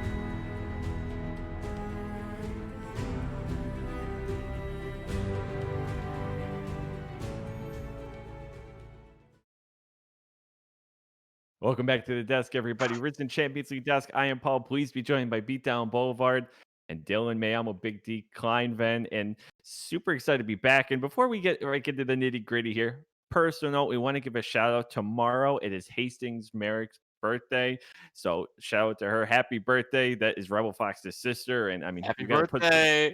you got to put up with a lot of garbage, being a sibling of that guy. That's tough. That's tough scenes. That's true. Speaking of putting up with a bunch of junk, I mean, Oh no. this last game, fellas. Dylan, you had a choice word. We have our notes here. You have it bolded pretty heavily. I'm gonna let you use it. I'm not gonna steal your thunder on it. Hit me with it. So let's kind of go chronologically. I want to start with just the game itself before we get into a little bit of like what we want to talk about in terms of, maybe something we weren't too pleased with seeing in that game. But one thing I was happy seeing was Noble played exactly to how their team comp wanted to win in the early stages of the game. Right? We saw JoJo constantly get prio mid on the Galio, and he was able to roam towards top and he was able to punish T21. He was also able to make a couple roams down bottom and help out Ugan and Royalty turn around that bot lane dive. He just secured such an early gold lead for his team. I believe at some point, I think it was around 10 minutes, they were up 6K, I have in my notes. That's a lot of gold. That's almost an insurmountable lead. It would take a massive throw to throw that, and it was a lot of fun to see it. In the early stages of the game, they played very well. They played very clean, and it's good to watch. And from your side, Beatdown, you talked about, we saw like PR was hanging in there at the beginning, but then things started to fall apart. And you talked about they kind of made some trades that were just really disadvantageous. Yeah, especially around I think it was like the 10-minute mark. You get the first stand United out there from the top lane, but the problem is that the Shen was perma shoved the entire laning phase by Engo and didn't actually have a way to really be valuable. And as a result of that, especially when you know that Rift Herald is taken by Noble, you have to be really careful about making the plays like that. As a result, the Renekton, who already took some plates, managed to very easily take 2 towers in the top lane, and they couldn't even secure a kill bottom side. So having the global ultimates is nice, but you really have to think about the risks that are going to come with it, because it was pretty much at that point where the deal seemed sealed. Yeah, I mean, you're able to basically call the game at that point, right? It's hard because with champions like Shen, like Galio, like the Twisted Fate that we might see come out this game for JoJo, your first ultimate's oftentimes your most impactful ult, right? You need to get the tone set correctly, and when you're burning your first stand United on a defensive play bot lane that actually ends up losing you 2 turrets, and I think it was like an even kill trade when all was said and done, because there was that whole rodeo down by the bot lane tower where JoJo roamed down like a minute later. Yes. You just aren't going to win a game if that's how you're using your Shen ultimate, and also the Galio ultimates left a lot to be desired until the later stages, right? At a certain point, they were able to kind of come online as a team, and even though they were down like 12K, they actually ended up turning around a massive team fight and getting themselves Baron. They got a little bit of footing back into the game, but they were just shut out at the Mountain Soul Dragon with a beautiful team fight from Noble. That team fight to me was, and throughout the rest of the game, and we'll touch on it too, I'm sure, as we talk about the game and into the next draft, of like there's some trolling, some styling, and some just like disrespectful play, generally speaking, like if we're just being totally honest about it. But that team fight there, where they went the triple tempered fate into the Renekton in the bush, sliding in, and Ango just sweeping, like you said, that took soul, that took game, and like that's where it was like, damn, like Noble can really rock it when they like put their heads on straight for a little bit. So to me, that was unbelievable. So we're gonna get into the draft right away though here. This time Noble is on the red side, so just keep that in mind here. We will see Noble on red and Phoenix Rising here in blue as bans coming in aplenty. Yeah, looks like Phoenix is keeping up pretty similar bans to the last game. They're actually throwing in that Ash ban as well, something they don't really feel like facing again, I think. Interesting because they're on the blue side. They do value that Graves first pick over the Ash, it seems, just because if they don't pick Graves now, then Noble will take it away when it is their turn to lock in. So, yep, there's the Graves locked in for anticipation. It's one of his top 2 junglers, right? We saw him on his Olaf last game, which is, I don't want to say he's one trick, but it's definitely his main champion that he plays, at least in solo queue. And then Graves here is the other champion that he's been playing a lot in the Risen Champions League. He likes to go that Ignite Smite build, and look to see him pair that with maybe a dominant mid laner and a shoving top laner so that they can kind of get an early footing in this game in the mid-jungle matchup. Well, definitely, especially all things considered from the last match, that's kind of how they're going to have to do it. They need to be more proactive because the Olaf just wasn't cutting it here. Graves, on the other hand, it is good that Anticipation plays it because it is going to be a much better pick overall. A lot of presence early game, and as he farms, is still going to be able to keep up the pace when it comes to scaling and playmaking. So overall, like you said, once you get a good, strong mid laner to pair it up with, I think this is going to allow Phoenix to potentially make some more plays around the map here. And just a reminder here as well, Samira is not enabled for our event today. Last week, we had to take out Rek'Sai. Sorry, I just totally forgot the champ's name. We had to take out Rek'Sai because of some bugs. Rek'Sai is back in if the players wanted to play Rek'Sai, but they cannot play Samira just yet. I believe Samira will be playable in a week or two, but we will say so when that happens. But liking the Rumble pick here coming out, let's see what they're able to follow up with here. Yeah, the Rumble is definitely interesting. I expected to go to the mid lane because Rumble's kind of transitioned to being more of a mid lane champion just because of his ability to use that Flame Spitter on the wave and then, translate his pressure into other lanes, whether that be going towards the mid lane or going towards the bottom lane or the top lane. They pair with Misfortune. I mean, this is a classic pairing. Usually you see it with something like a Jarvan or a Leona to really add to that CC layering, but they do have the makings of a really solid team comp right now, right? They have a lot of AoE, they have a lot of damage. I'd love to see them rounded out with a top lane tank that T21 loves to play, and then put their support onto, some sort of an engaged champion, whether that's Nautilus or Leona. I'd prefer Leona personally, but it's pretty flexible in terms of what they could go. And looks like Brand locked in third on the red side. I wonder if that's Kalista Brand bottom. It is very low. Yeah, it's probably going to be a Brand support, unless the off chance that it's a Brand Syndra bot lane and Kalista top, but I think that's too Gigabrain right now, so we're gonna have to just wait and see. I think it's safe to say it's probably gonna be a Kalista Brand bottom lane, which is not really the synergy you'd really be expecting. I think Kalista plays a little bit better with the heavy engaged supports, your Nautiluses, your Alistars, those kinds of things. Brand doesn't feel like that's it. Yeah, Brand's hard, right? Because with the Kalista, you oftentimes want to pull your support in and then throw them into the enemy team. Brand's not really going to be offering that. I do see Brand's value as a potential bot lane dominant pick, right? So if their game plan is to just try and dominate through the bottom side, Brand offers just such an immense amount of poke and damage and burst coming in from the support role. Probably the highest damage of any, quote-unquote support that you can really draft. So, I mean, it makes sense if your goal is to really blow the game open through bot lane, but we'll see how it ends up panning out. Nico picked on the 4 slot for Noble. Definitely an interesting choice. I wonder... I mean, it pretty much has to be Nico top. Yeah. So this Brand support is looking more and more viable here. You know what? It is said in chat as a meme, but I think at this point I would believe Brand jungle. Brand jungle. I mean, there's been pro comm guides and things about a Brand jungle, and they meme it pretty hard. But I mean, we are talking about a team kind of looking for because I don't know if you're gonna outplay Noble, so maybe you just have to go look for an out novelty. That would be the only rationale I can think of for some of these picks, right? Is just throw something at them they haven't seen before and try to fill that skill gap as hard as you can otherwise.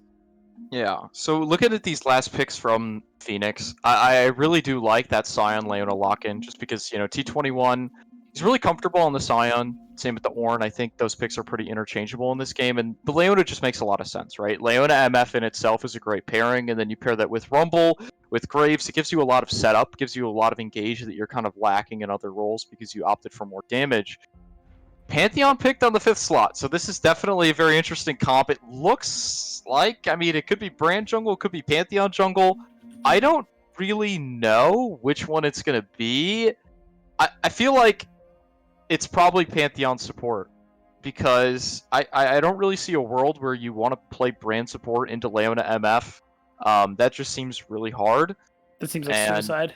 yeah, like if you can't really Yeah. take cleanse as the support that easily, so I feel like you're gonna die. Whereas the Pantheon definitely has a little bit more viability, right? You could use that Fate's Call to throw the Pantheon in there, set up his stun onto certain True. carries in the back line.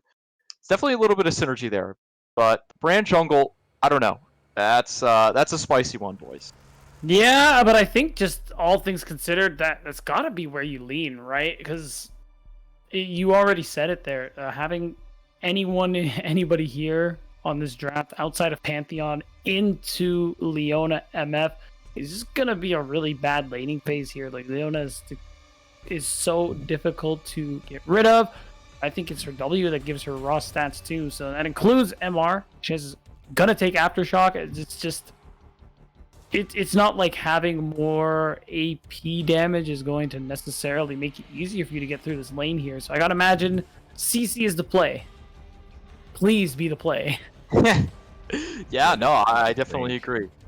I don't know. Like it depends a lot on where these champions go, to really properly analyze the side of Noble, because it's just so flexible. The Brand, the Nico, and the Pantheon can all really go anywhere. I mean, I guess you could make an argument as well for Syndra going in other spots, but that's probably mid Syndra, right? Because JoJo loves that champion, and it's just such a dominant mid laner. Like, you may as well just keep giving him lane dominant picks and just expect him to carry the game. But I do think that Phoenix's comp gives them a clear window to play through, right? I think that they have the team fighting advantage in this game, no doubt. And where they may lose in the lane phase, just because of like the aggressive champions picked by Noble, I think they can make up for it in the later game fights. They just need to not fall behind 10,000 gold at 15 minutes. Yes, Yeah. exactly. That's literally what I was going to say too. Just because, like, I like this draft. You just got to keep up. You don't even have to be ahead. Keep up, and it's kind of a meme, but like you scale. And and jokes aside, like they will get stronger as the game goes on, as the likes of Leona and Sion become tankier. It's a lot easier. You can play front to back. They can just be the beefy front line for the damage dealers that you have in Misfortune, Graves, Rumble. Like this is a good. I like this draft from Phoenix. Yeah, and the other thing, and I confused the picks earlier, so apologies on that. When the teams go just on our side, it's blue and red, so I totally mixed things up. But yeah, I think from blue side, what's really interesting, and you guys highlighted it there, one, it's going to scale, but two, it's just like you can easily envision like its execution, right? Like when I see the engage tools when you're playing from behind, like they're going to be, just understanding like, okay, we know that like if Leona engages, we look for something. If Sion gets a pop-up, we look for something. And if they're not there, then we back off. And like, I think sometimes simplicity is the way to go. And instead of like, from the other side, I don't know how that fight plays out in my head. Yeah, We might have that's fair. some backseat Twitch chatters are like, yo, that's so easy. It's like, is it really versus like solar flare into an MF ult? Like some of the other, like their execution just makes a lot more sense ultimately. Yeah, I completely agree. I mean, in terms of what I'd love to see these teams do, I'd love to see Phoenix look for some early skirmishes around the bottom river and bottom side of the map, just because they're going to have that Rumble in the mid lane. While he's not going to be able to get very strong power over the Syndra, he can definitely contest the waves, you know, with this Scrap Shield, with this Flame Spitter. He can fight for priority on those mid waves. He doesn't really have mana like Syndra does, so he doesn't have to worry about, you know, burning through his resources as much as JoJo will have to. And then they have that Graves into Pantheon, Brand, whatever the enemy jungle is. I mean, the Graves with the Ignite is going to have a pretty decent matchup into it. So I'd love to see them, you know, maybe fight over that bot crab. There is a world where they can look to late invade on the bot side, right? You know, Leona can start with that Zenith Blade or just with their Q stun, and then they could walk in with the Graves, who takes the Ignite every time he's played it. MF is a very strong champion, level 1. They could do it, right? I just want to see them actually make some proactive plays this game instead of constantly reacting to whatever Noble are doing, right? Because I think if Noble is able to dictate the pace of this game, especially with such a wonky composition, I don't really see a way that Noble can find their footing after that happens. Yeah, I think the play too is it really is a Phoenix Rebirth. I think the best thing Phoenix can do is that like you said, just trying to stay ahead early. Don't fall into what is the honest to God clown fiesta that Noble Esports is trying to drag them into. Yeah. But the thing is, if they let them drag them into it, Noble Esports will probably end up winning it out. I completely agree. Yeah, I think that in the long run, I do expect Noble to win this game, despite their wonky draft, despite their weird picks. I do expect them to win this game just because of how dominant they played in the early stages of Game 1. But one thing that we weren't able to touch on before this draft started is that we need to see Noble actually have some discipline in this game, because as much Yes. fun as it is to see a team kind of joke around with emotes and maybe do a questionable play or two, it's not really fun for anybody to watch a team for 15 minutes have a 10,000 gold lead and just constantly throw and BM the enemy.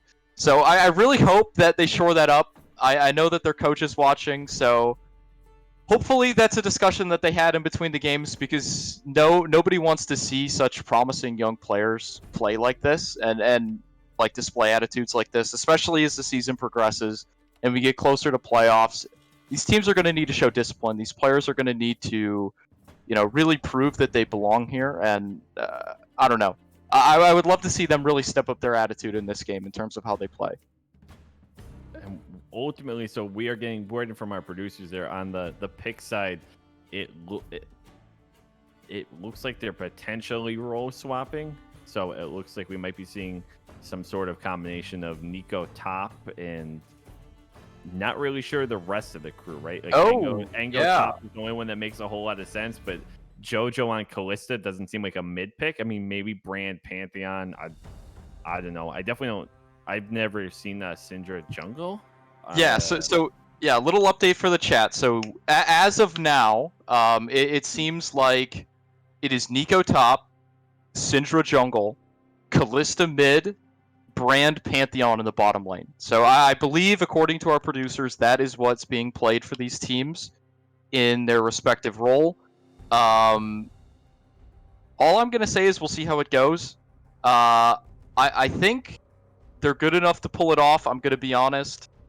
We'll see. We'll see. That's all I have to say about it.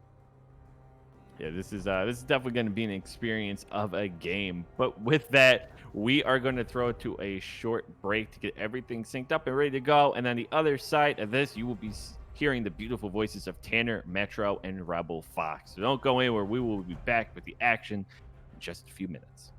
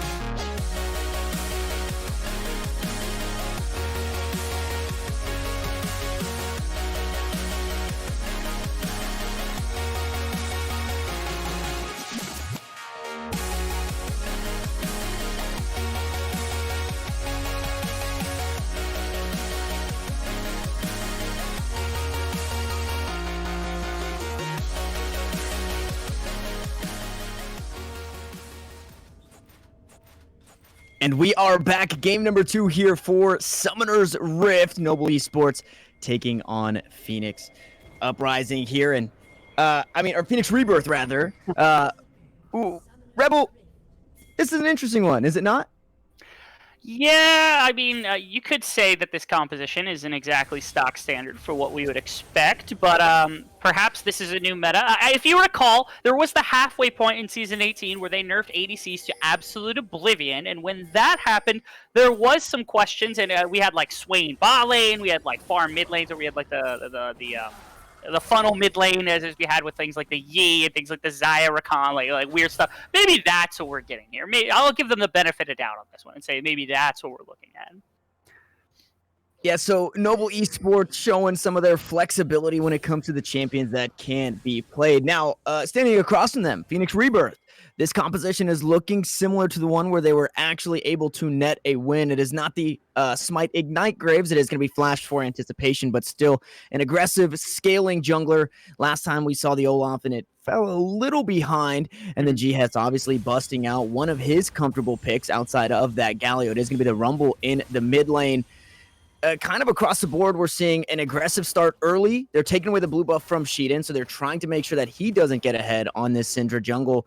We'll see if some vertical jungling does commence, but I like the early aggression here from Anticipation. The rest of the boys here for Phoenix Rebirth to move together.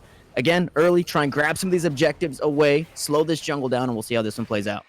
And we talked about a couple of things to keep note of as you talk about like what could come out from Noble's composition. First thing we talked about is actually this bottom lane. This Pantheon brand, especially at the level 2, level 3 mark, they do some ridiculous single target damage to either the Leona or the Misfortune, and it comes out so fast that there is very little response. You'll see that a couple of times. Pantheon will jump in, Brand will follow up. You've seen it twice already. If Pantheon jumps in, what's your real response to that? You don't have much. Leona can try to stun him on the way back out, but as soon as that E is up, there's no way to return damage from a direction, and that's when I think Meech and the Ugandan Royalty will look to play.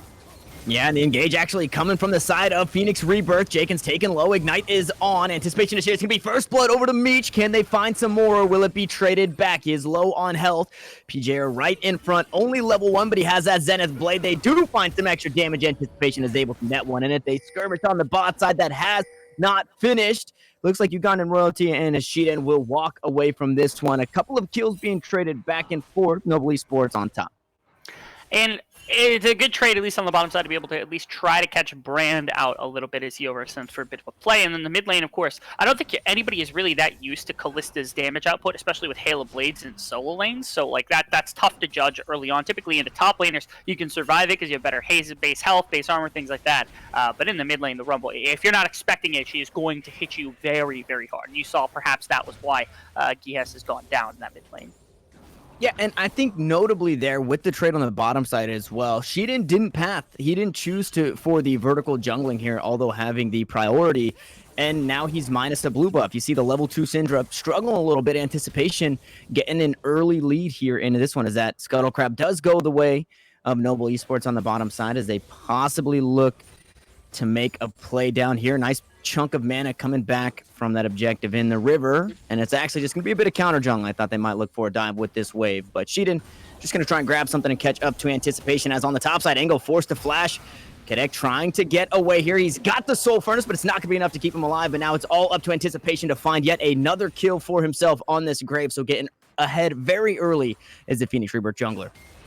Actually play back to the bot side as well. Yeah, and it does not stop here. Jaken's under fire. That's a CC lockdown we were talking about. It's a point and click from Ugandan Royalty, and everything but the kitchen sink to follow up from Meech and Sheedan. So much damage and so much burst on the bottom side.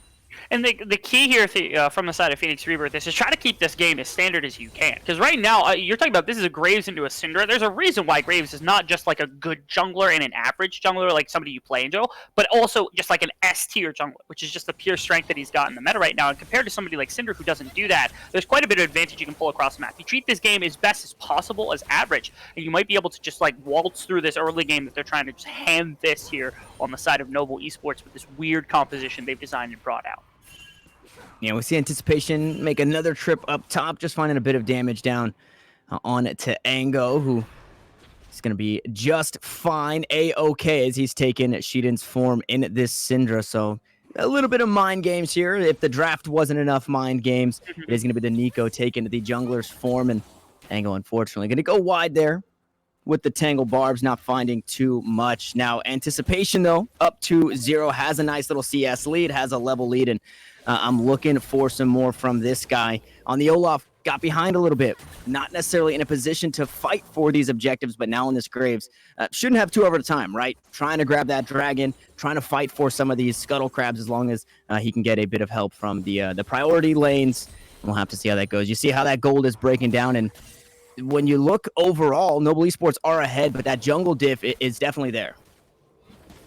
Most certainly. If you look at Noble Esports' composition, there's some okay thoughts here in terms of like what they've done. Yes, they've got a crazy composition. You consider their solo lanes. You've got like a Nico who is a solo laner, has been a solo laner, and Kalista who also is a solo laner. You take the Kalista early in the mid lane to try to cheese a kill. You've done that. And then when Sion begins to build magic resist against the Nico, you swap lanes, and now your Kalista has a second really good extended laning phase against somebody as she begins to scale up into like the really good threat she can be as an ADC. You also then don't need an ADC bot lane, so this Brand and this Pantheon can just play pure kill lane, as you've seen them doing all laning phase, and it makes sense. The question mark was the Syndra, where that Graves has all the control on the map for the entire first part of the game. Yeah, but it's actually Ugandan royalty taking a lot of damage. Ignite is on, not going to tick him down. Sheeran is here, will flash forward, and Jaken surely will fall. Looked like he wanted to hand it over to Meech, but Meech said, no, thank you, that's all yours, as he finds one onto PJ. It's a double kill on the bottom lane for Noble Esports. And now that dragon looking mighty juicy, but the health bars are a bit low. Looks like they're going to head back to base for a reset. This is the kind of stuff they need to prevent from happening. If at all, you need to just stop the other team from forcing fights that you just don't want. Of course, in the bot side, it's a little difficult to do. They're able to walk away from that fight relatively unscathed until the Syndra walks into the fight. I don't know how it is you get goaded into a Syndra gank, even though she burns Flash before she even has an ability up. But that's the kind of stuff you have to stop. If you wait, collect your farm on Sion, collect your farm on Misfortune, collect your farm on Rumble, as you get into the mid-game, the Syndra is not going to be at all ahead, especially if she gets no real lane farm. Graves is going to outclass her at pretty much all stages, so early objectives should be in your favor. There's plenty of good things waiting for you. Just let yourself wait for those good things to come here on the side of Phoenix Rebirth. Yeah, I mean, so much damage there just from the Pierce alone here from JoJo's. He's now going toe-to-toe with the Anticipation. GS is here, but they might not respect the damage. He tries to go forward for the Rend and the Ignite, but it's not enough. Anticipation stays alive. He finds himself another kill, and GS will pick up an assist and maybe buy a bit of space, but Ugandan royalty has made his way up. It's a level 4 Pantheon, but when you see that support being mighty aggressive, you maybe have to be wary of somebody coming in reserve. And that's the kind of thing that you're looking for here. It's a very standard gank into a lane, and yes, the Kalista tried to outplay. It actually did a really good job putting damage on that Anticipation, but unfortunately it wasn't able to capitalize, because again, it's a mid lane pick, it's a squishy Kalista in the mid lane. You can run this map as Anticipation. All his lanes have to do is let him run this map, and that's the idea here. The only one space where that shouldn't be capable of being done is bot lane, where they have this kill lane. But again, your CS is already looking really good, about 2 waves ahead right now if you are Jenkins and Fleur down here in the bot side, and that's all you got to do. Wait for that to grow substantially. Wait for the Brand to just not be able to keep up in terms of that farm game, and then eventually the kill lane starts to lose its presence. Your Graves is super ahead. With this a very good team fighting composition you've designed for themselves. I like this already. Slow down the game as best you can. Definitely don't let Sheen get anything else. Yeah, and they're looking for an engagement. The top laner is here. Cadet going to try and turn things around. Nice invulnerability, but Jenkins is going to be the benefactor of the first kill. Sheeran will trade it back, a nice lane gank, but it's a double kill for the Misfortune. Can they find some more? Meech is able to trade the damage back, and it's going to be a 2-for-1 thus far, as Meech staying in the lane, but Cadet there on the Sion, playing jungle role, letting Anticipation farm up, keep his lead, and he finds one for himself on the bottom side.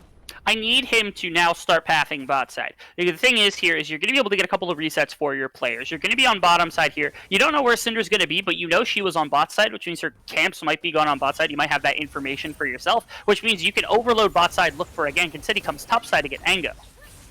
Yeah, and finds a bit of damage. Blooming Burst not going to find the Pop Blossom, not going to find any damage. Anticipation forced to flash away, and he should just be able to run this Nico down, trying to dodge, dip, duck, dive, and dodge through the minions. Not able to do it, but Sheeran again in the right place at the right time. A couple more spheres should get it done. One more auto attack, possibly. It's a shutdown going over, but the Sion back up top. The Soul Furnace doing heaps of damage, and if there's anybody to get ahead on this Sion, you want it to be Cadet here, as the ring around the rosy will commence. But ultimately, this should be the kill going the way of Phoenix Rebirth. As I say this, he's buying a lot of time here. I actually don't know how this one plays out. Riveting alcove gameplay, ladies and gentlemen. Okay, so some more damage. He's got him locked up, and yeah, this is peak League of Legends.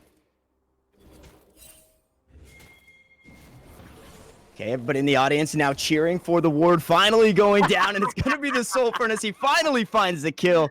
The shutdown comes through. Sheedan, again, falling once more in this game. Neither jungler has yet to pick up this dragon, but the Rift Herald has been pocketed by Anticipation. So now they have the gold back in favor. They have the Rift Herald in their back pocket, and they've got a couple of minutes should they choose to use this one for the plates.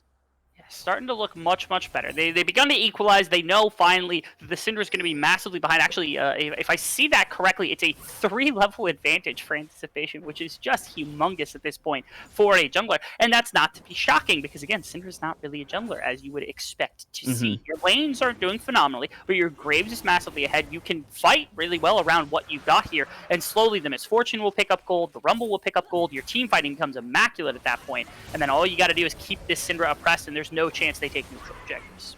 Yeah, and they are doing just that. Oppressed is probably one of the words that Sheedan would use as to how he is feeling as the bullet time comes down. A beautiful ultimate there from PJ, nets another couple of kills for this squad. Now Ango is here. Pop Blossom comes down, and Anticipation will fall. The shutdown actually going the way of Meech from beyond the grave. Now Ango trying to run away. A nice flash there from Jenkins, trying to chase him down. Last game he tried to carry. This game he's in a better position to do it. Jenkins finds another one, and now has to try and find his way out. Jojo Pune, though, he's hunting on this Kalista. He's got a level lead here on the Misfortune. He's been quiet this game as he popped up on the LeBlanc in the last. But Phoenix Rebirth on the back end of that. They grow their gold lead here. They still have the Rift Herald, and they're starting to take control. They're grabbing hold of these reins.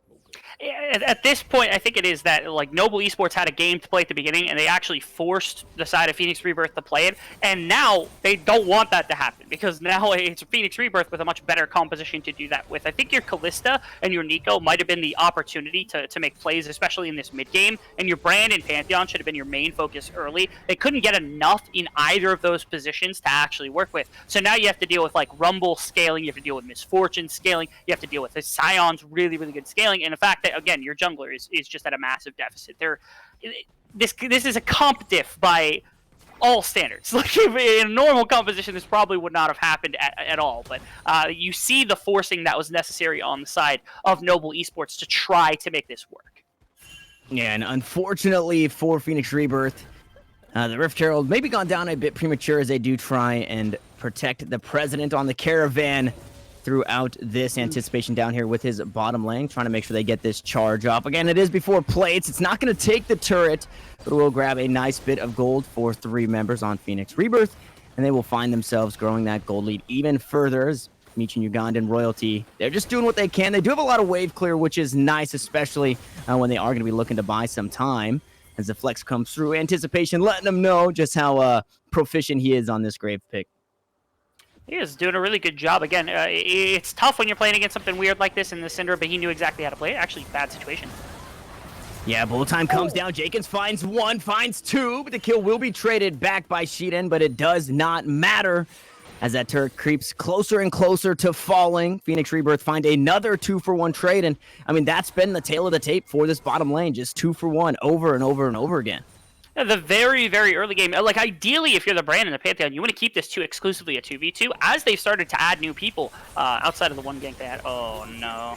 Yeah, just not much to say about that. The Pop Blossom maybe not needed as the damage, again, not respected by this Kalista in the mid lane. Jojo finds himself another kill, and I mean, probably against, okay, I was going to say against popular demand, we thought the bottom lane turret was going to go in favor of Phoenix Rebirth, but Noble Esports trying to take this one in mid. That bottom lane will respawn. Jenkins and PJ have made their way here. The ultimate comes through from Ugandan Royalty, but at the end of the day, this right here is what I was expecting for support AD carry 2v2 battles, but this time around it's the mid end of the support holding down this mid lane for Noble Esports.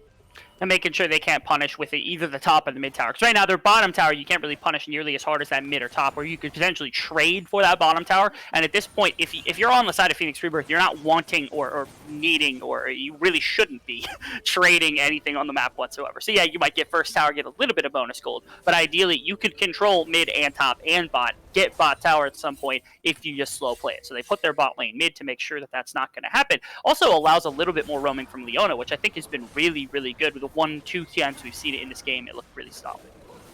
Yeah, and this is also kind of what we were expecting, the Kalista into the Scion being so huge.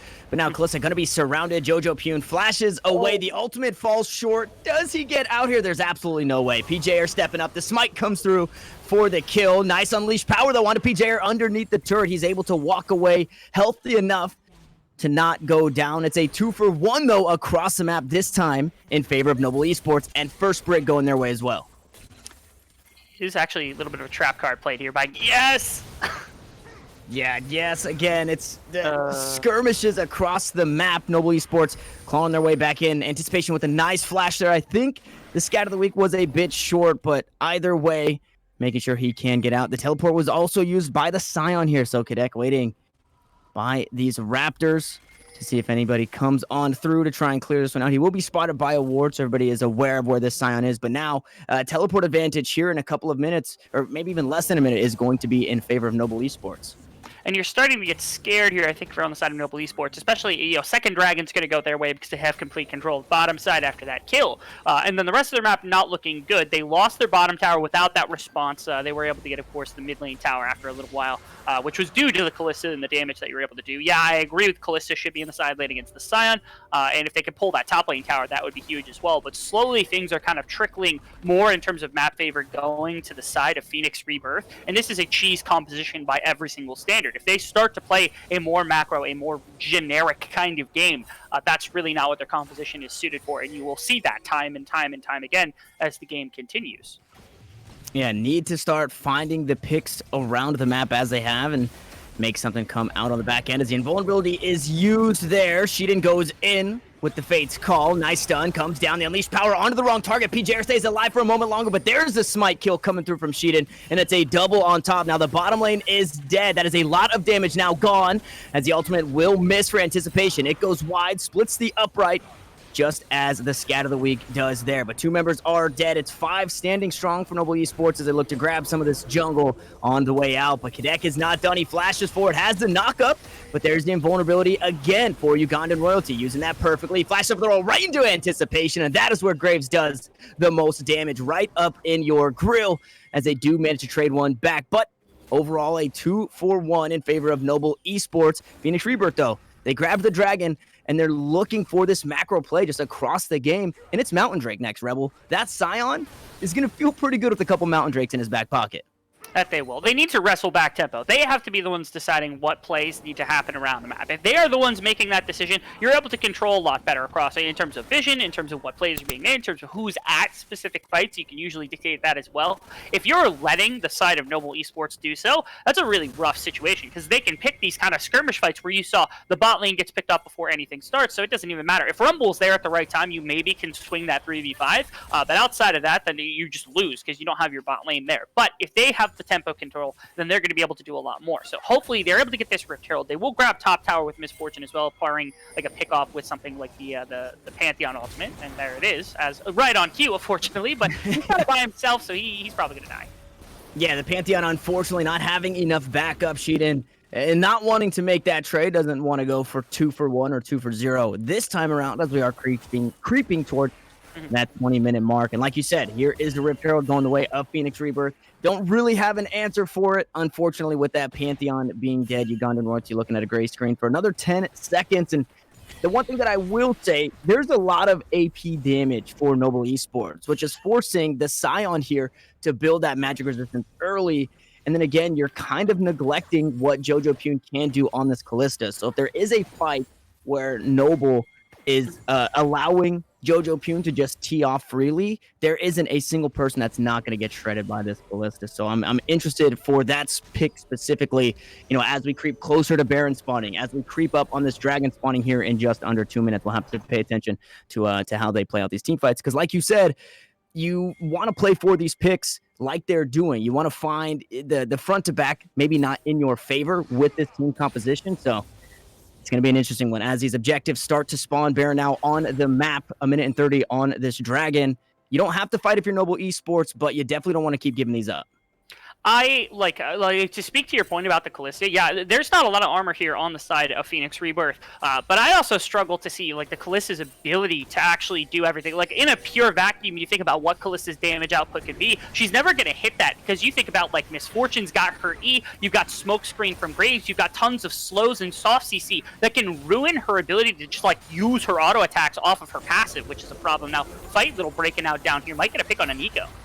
Yeah, and Ango tried to do what he can. The shield was not enough from the ultimate. He eventually will fall, and PJR finds that kill. Not too much used on the back end either, as a stun comes through from Sheedan. Onto the front line goes Eclipse. This is what we were talking about. The damage comes through, but the bullet time in response, a beautiful Fate's Call pulls back the jungler, and the mid-jungle duo stays alive for Noble Esports. That Sion passive now falls, and it's a 1-for-1. Top laner is being traded, but this mid-lane turret should be under fire here as Phoenix Rebirth look to grab another objective.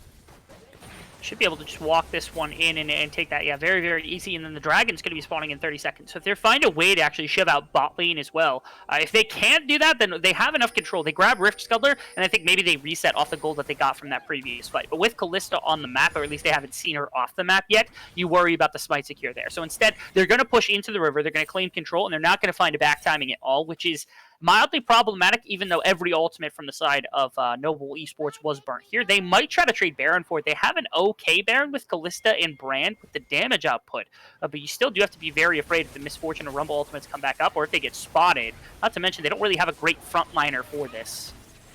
And it looks like Phoenix Rebirth do sniff this one out off of the Baron. Noble Esports will go as Ugandan Royalty too low. Needs to go back to that fountain to heal up. But, I mean, with that play, Phoenix Rebirth, they don't lose anything. You just run at the Baron, everybody goes back to the base. You find that reset, or you force Noble Esports to reset, and they set their eyes back onto this Mountain Drake. They're going to pick this one up, and this is going to put them on Soul Point.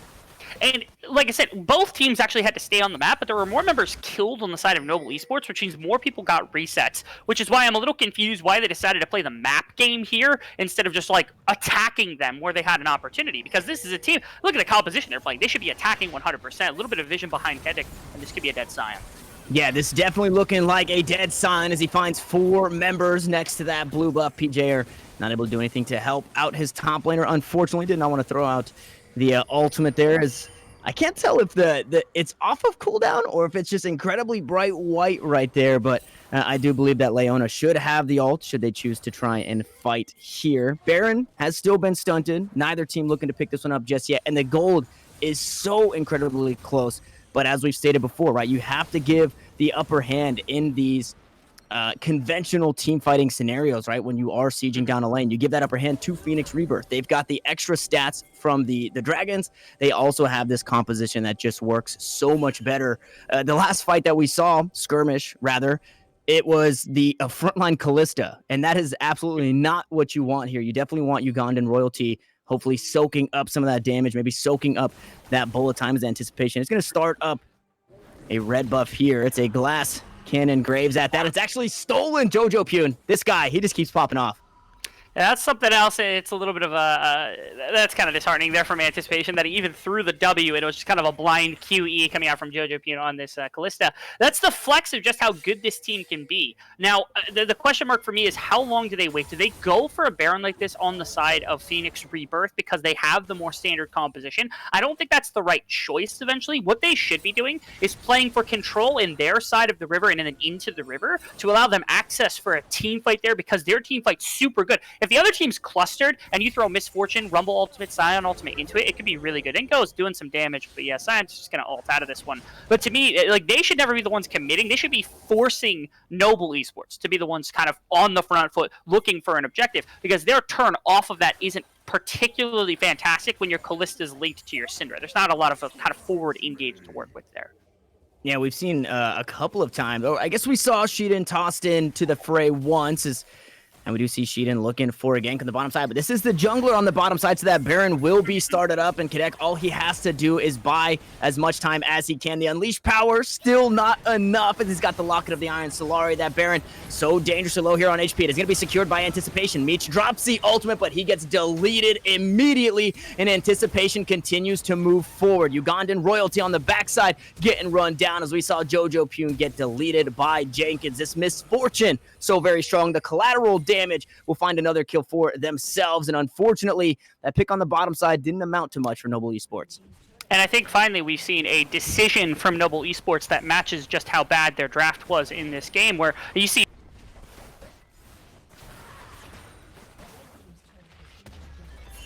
I believe we lost. Okay, I think he's back. Yeah. All right, as we wait for Rebel to hop back on in here. Now the reset coming through, everybody working towards getting back out on the Rift. Jojo Pune, the only remaining member to do so. And we'll have to see what the answer is from Noble Esports, because as Rebel and I have stated, when you go front to back, you just lose that. When you get baited into a fight, you just lose that, especially when you are down 2 members to the bottom side of the map. that you do. And now, like I said, it was an awful mistake coming out from the night of Noble Esports, and they're in a very rough go of it. Like I said, the only thing they've got left in their back pocket is to try to find scrappy fights where they just control what it is that's going on, which at this point, you might just be too far gone with this Graves pick being at 11,000 gold, something like that. This bottom lane being as ridiculously strong as you can match. Somehow the Syndra got accelerated ridiculously off of kills, but outside of that, you've got nothing left in the gas tank here on the side of Noble Esports. You are praying that this Brand ultimate combined with Syndra and maybe a good Nico ultimate is enough to do enough damage in the front part of a fight for you to win. Yeah, it's so much. You need that huge wombo combo as they are looking for the flank now. Onto Anticipation, wanting that shutdown gold. He will get stunned up, maybe taken down, but he traded so much damage on a Ugandan Royalty who should not be alive for much longer. He's forced to run out of the fight, but on the back line, Anticipation still alive here. Finally, he will fall. It's Meech being the benefactor of that kill, but the health bars are low from Noble Esports. Everybody having to walk away from this one. Stunned up is Jojo Pune, and Sheeden is doing his best to try and kite away, but 4 members are running him down. The scat of the week is going to find a bit of time. The bullet time comes through. It's a shutdown for Jenkins. He does get traded back, but now a 3v2 in the mid lane. Angle looking to turn it around, though. He slows him down with the Super Soaker, stuns him up. Gihes goes down. Jojo Pune finds a kill, and now PJer and Kedek are on the back foot. Phoenix Rebirth need to try and find a way out, or everybody is going to fall. Angle finds another kill for himself. It's only PJer alive as they burn down this passive, and it looks like Noble Esports will grab themselves their first drink.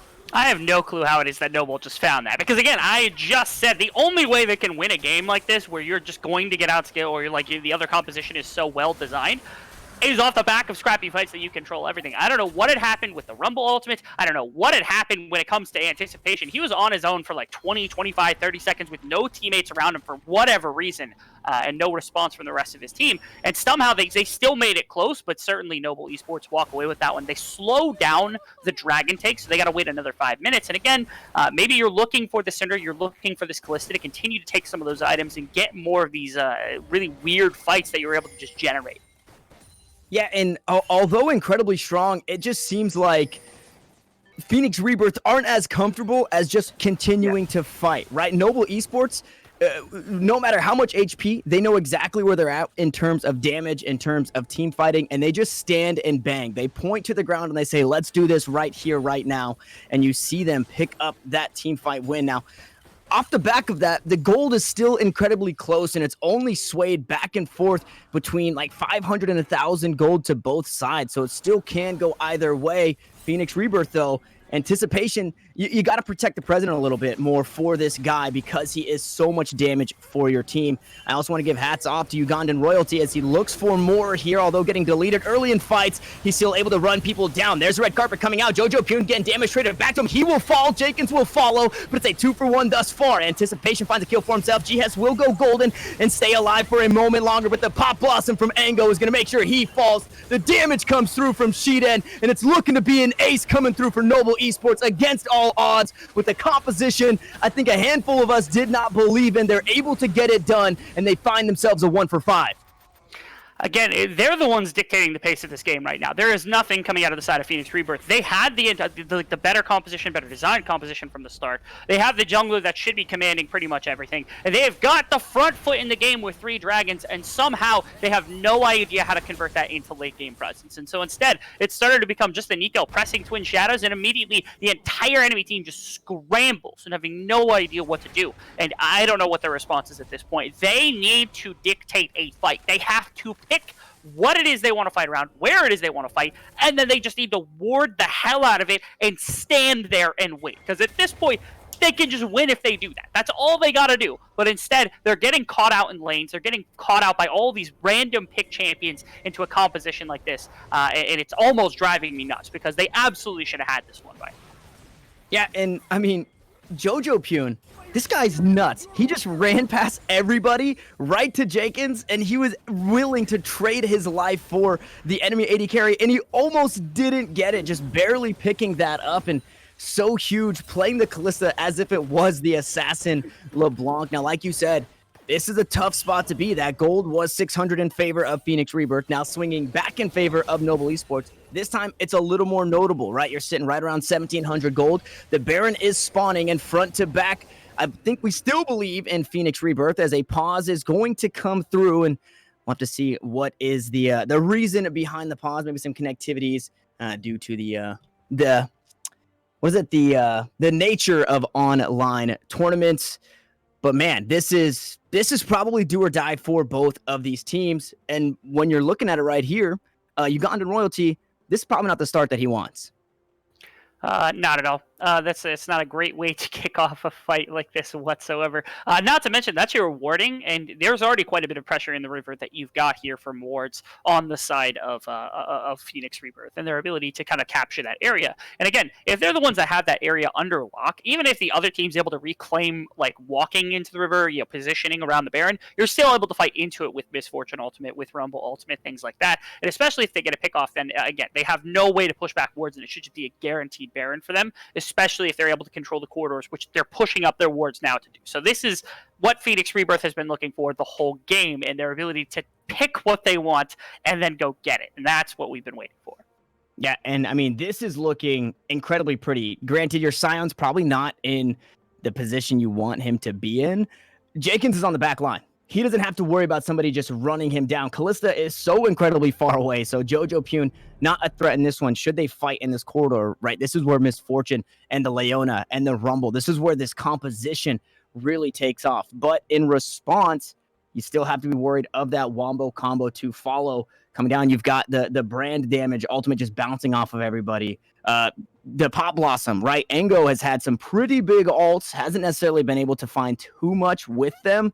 But when you are locking people down, he is maybe headed towards a flank here. And we'll just have to see how this one plays out. And it looks like maybe a disconnect on Ugandan Royalty. Okay, yeah, there it is. So Ugandan Royalty disconnected, which is probably why he's getting the short end of the stick on that trade with Anticipation, not using the invulnerability there. But like you said, the vision is in control of Phoenix Rebirth. At this state of the game, it does feel like they have control, although not the gold lead. They've got control at the very least for this next Baron fight or for this next fight to break out before the game ends.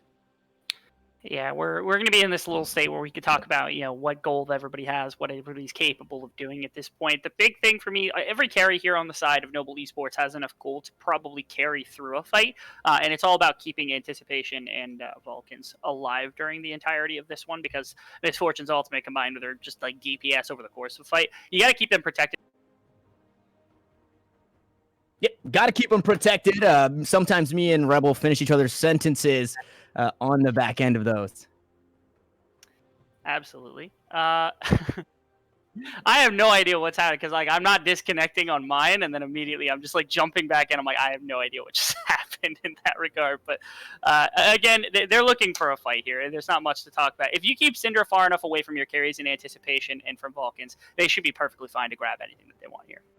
Yeah, and I think some stuff that I was worried about seeing as we do have that gold here, the Nico so far ahead of the Scion. Obviously your Scion just going to be that healthy tank, but I mean, hats off to Sheeta. And you talked about him getting kind of fed and back in this game through through kills rather, but he's right up there, right next to Anticipation, down in CS, basically tied in kills, given that he had such a very poor start, right? Blue buff taken away from him.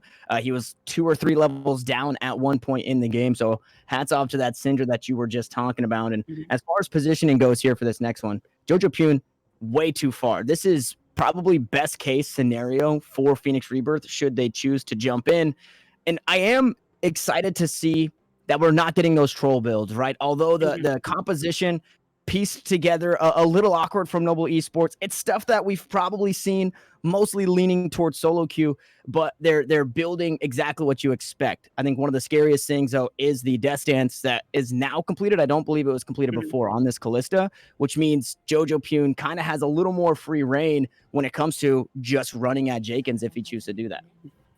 I remember back. I don't know if you've been around for how long you've been, or if you've watched a ton of Professional. I remember at one point when Death Stance had come out, there was a time when Wild Turtle was building Death Stance on Callista pretty consistently, and everybody thought he was trolling. And if we had fast forwarded that to season 10, people would be astonished with how much this game has built since then. Because again, at one point this was like a troll build that he had done in one professional game, and people were flaming him for it. And then all of a sudden, literally every ADC is building this. Yeah, it seems like even after taking some hits, right? It had some changes. It appears to be too strong. It takes some hits. And then for a while, mid laners are basically just saying, what champion can I play that builds Death's Dance, right?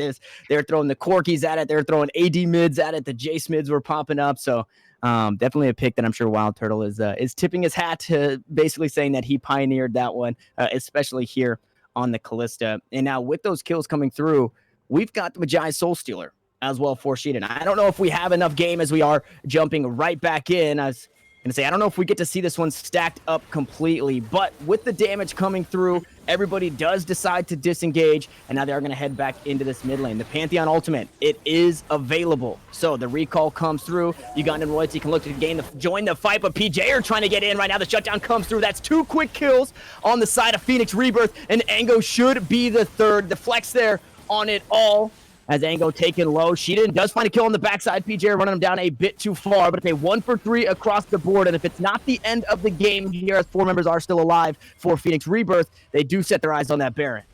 Should be able to snag that one up pretty easily with Anticipation still up, unless Sheedan can get it back. But again, he is the Syndra. He doesn't really have a lot of mobility to work with, so this might just be a steal for Ugandan. And grabbing this Baron wouldn't necessarily just be a kill shot, but I think getting this in tandem with a Mountain Drake that's going to be coming up in 1 minute might actually do that justice. So stalling for time here is Ugandan. Can he buy enough time? I think he might for Sheedan to maybe get here fast enough. He's right around the edge of the pit.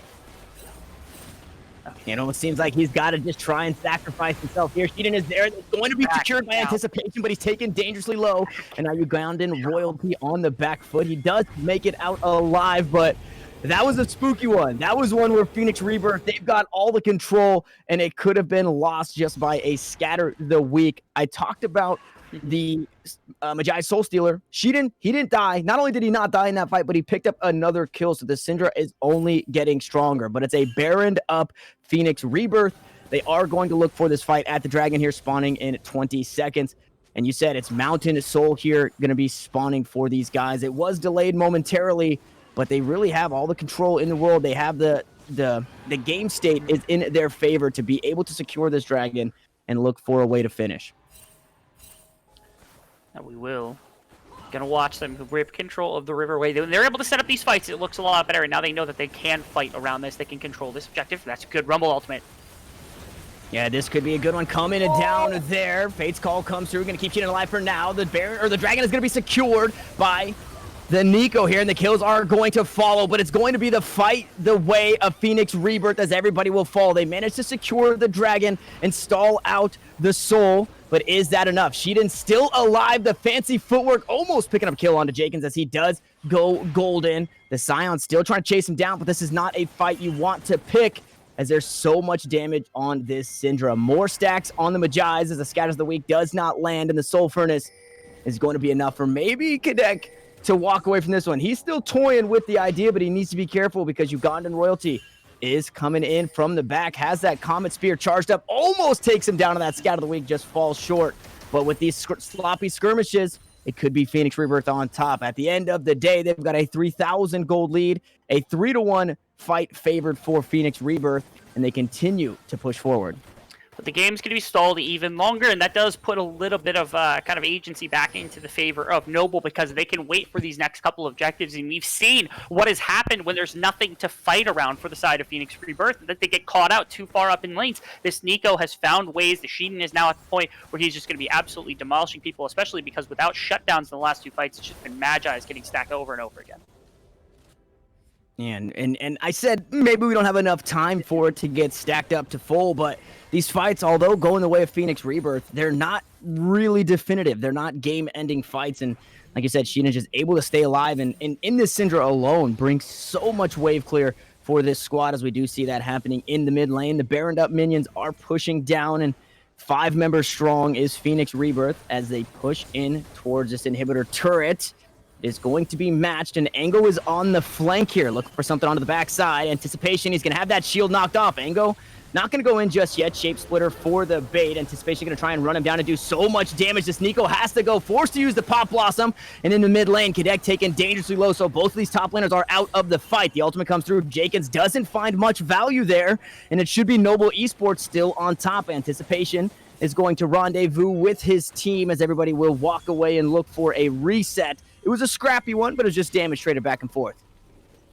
It was, which, again, for how far they were pushed up and how good of an angle that we had here for Ingo, I'm really shocked that this didn't go a lot worse here from the side of Phoenix Rebirth. But thankfully, able to find a couple of trades here and there, push everybody out of the fight that they need. A really good ultimate also from Valkez, nearly brought down Sheeden. But that ultimate tie with the Callista means that Sheeden basically gets an extra life from his mid laner. And now, I mean, it's been a stalemate for a couple of minutes. Like we said, the fight's going the way of Phoenix Rebirth, but it hasn't been game-ending, and these players are inching closer and closer towards having these full builds coming through. This Callista going to be harder and harder to kill with the QSS in the back pocket. Some extra lifesteal from the Mercurial Scimitar going to be feeling nice, and you have invulnerability from the Pantheon. You now have a stopwatch for the brand. Meech working on keeping himself alive, or keeping himself, I'm sorry, not Meech, excuse me, Jojo Pune keeping himself up. A stopwatch, or Zanya's up on the top side. Sheeden really the only guy that seems susceptible to dying, but you just can't take him down. He's so hard to kill on this Syndra in the back line. So Phoenix Rebirth, they're just going to run right back at the wall, and hopefully this time it does fall down. Looks like that Baron buff has worn off. Anticipation, trying to find Ugandan royalty as the Pantheon will escape towards the top side jungle, and everybody will regroup towards this mid lane. Keep your eyes peeled, because there's something that piques my interest right now from the side of Phoenix Reborn, which is the Guardian Angel here for the Graves is not quite up yet, and I don't know that it's going to be up for the spawning these neutral objectives if I'm Fanlito. Yeah, and unfortunately, Ango going to get caught out. Ugandan royalty tried to jump in to save him, but it wasn't enough. Now on the retreat is Noble Esports. Sheeden kept alive there by the Fates call, but 2 members have fallen. Health bars are low, though, for Phoenix Rebirth, so not the most aggressive push, as they do find that tier 2 on the bottom side. So a couple of kills, an objective to be found on the back end, and Phoenix Rebirth, they just continue to chip away. And they're figuring out to roam as a pack instead of being spread out in these lanes collecting farm like that. At this point in the game, when your damage dealers are at full builds, or at least collecting full builds, you don't really need to be in lanes. You don't really have to be out in the open, and where Nico can try to catch you, when the Syndra can try to catch you, where Callista can try to catch you. At this point, you just want to be grouped together so you can't get caught out without at least a fight beeping out. And you see right there, a little bit more punishment. 20 seconds now, objective spawns with objective. To me, right now, the best thing that could happen is a trade here for the side of Noble Esports. You want to prevent that, which means you don't go for an objective off timer. You got to make these waves work in your favor. Yeah, and Jojo Pune under fire, forced into the back line here. Ango had teleported in, but doesn't find too much. The Scion taken so low, the redemption keeps him up for now, but is it going to be enough? It is not. He gets sniped out, and Ugandan royalty finds that kill. Now the front line has been taken down. How will Phoenix Rebirth respond here as this dragon has spawned? And it's looking like Noble Esports continuing to stunt this Dragon Soul from going the way of Phoenix Rebirth and delaying the Elder Dragon spawn as well. Ugandan royalty on the front line, taking quite a bit of damage. Ango waiting off in the wings here. Looks for a flank of his own. Tangle Barb's not going to land. The Shape Splitter trying to buy some space. PJ is there, drops the ultimate coming down. It's going to be secured. That is Sheeden picking up that dragon. So we're all tied up, 3 dragons to 3, but the resistances are in favor of Noble Esports. As this fight has stopped, Baron has spawned, and it's looking like it might be picked up by Phoenix Rebirth. Anticipation and PJ are headed that way.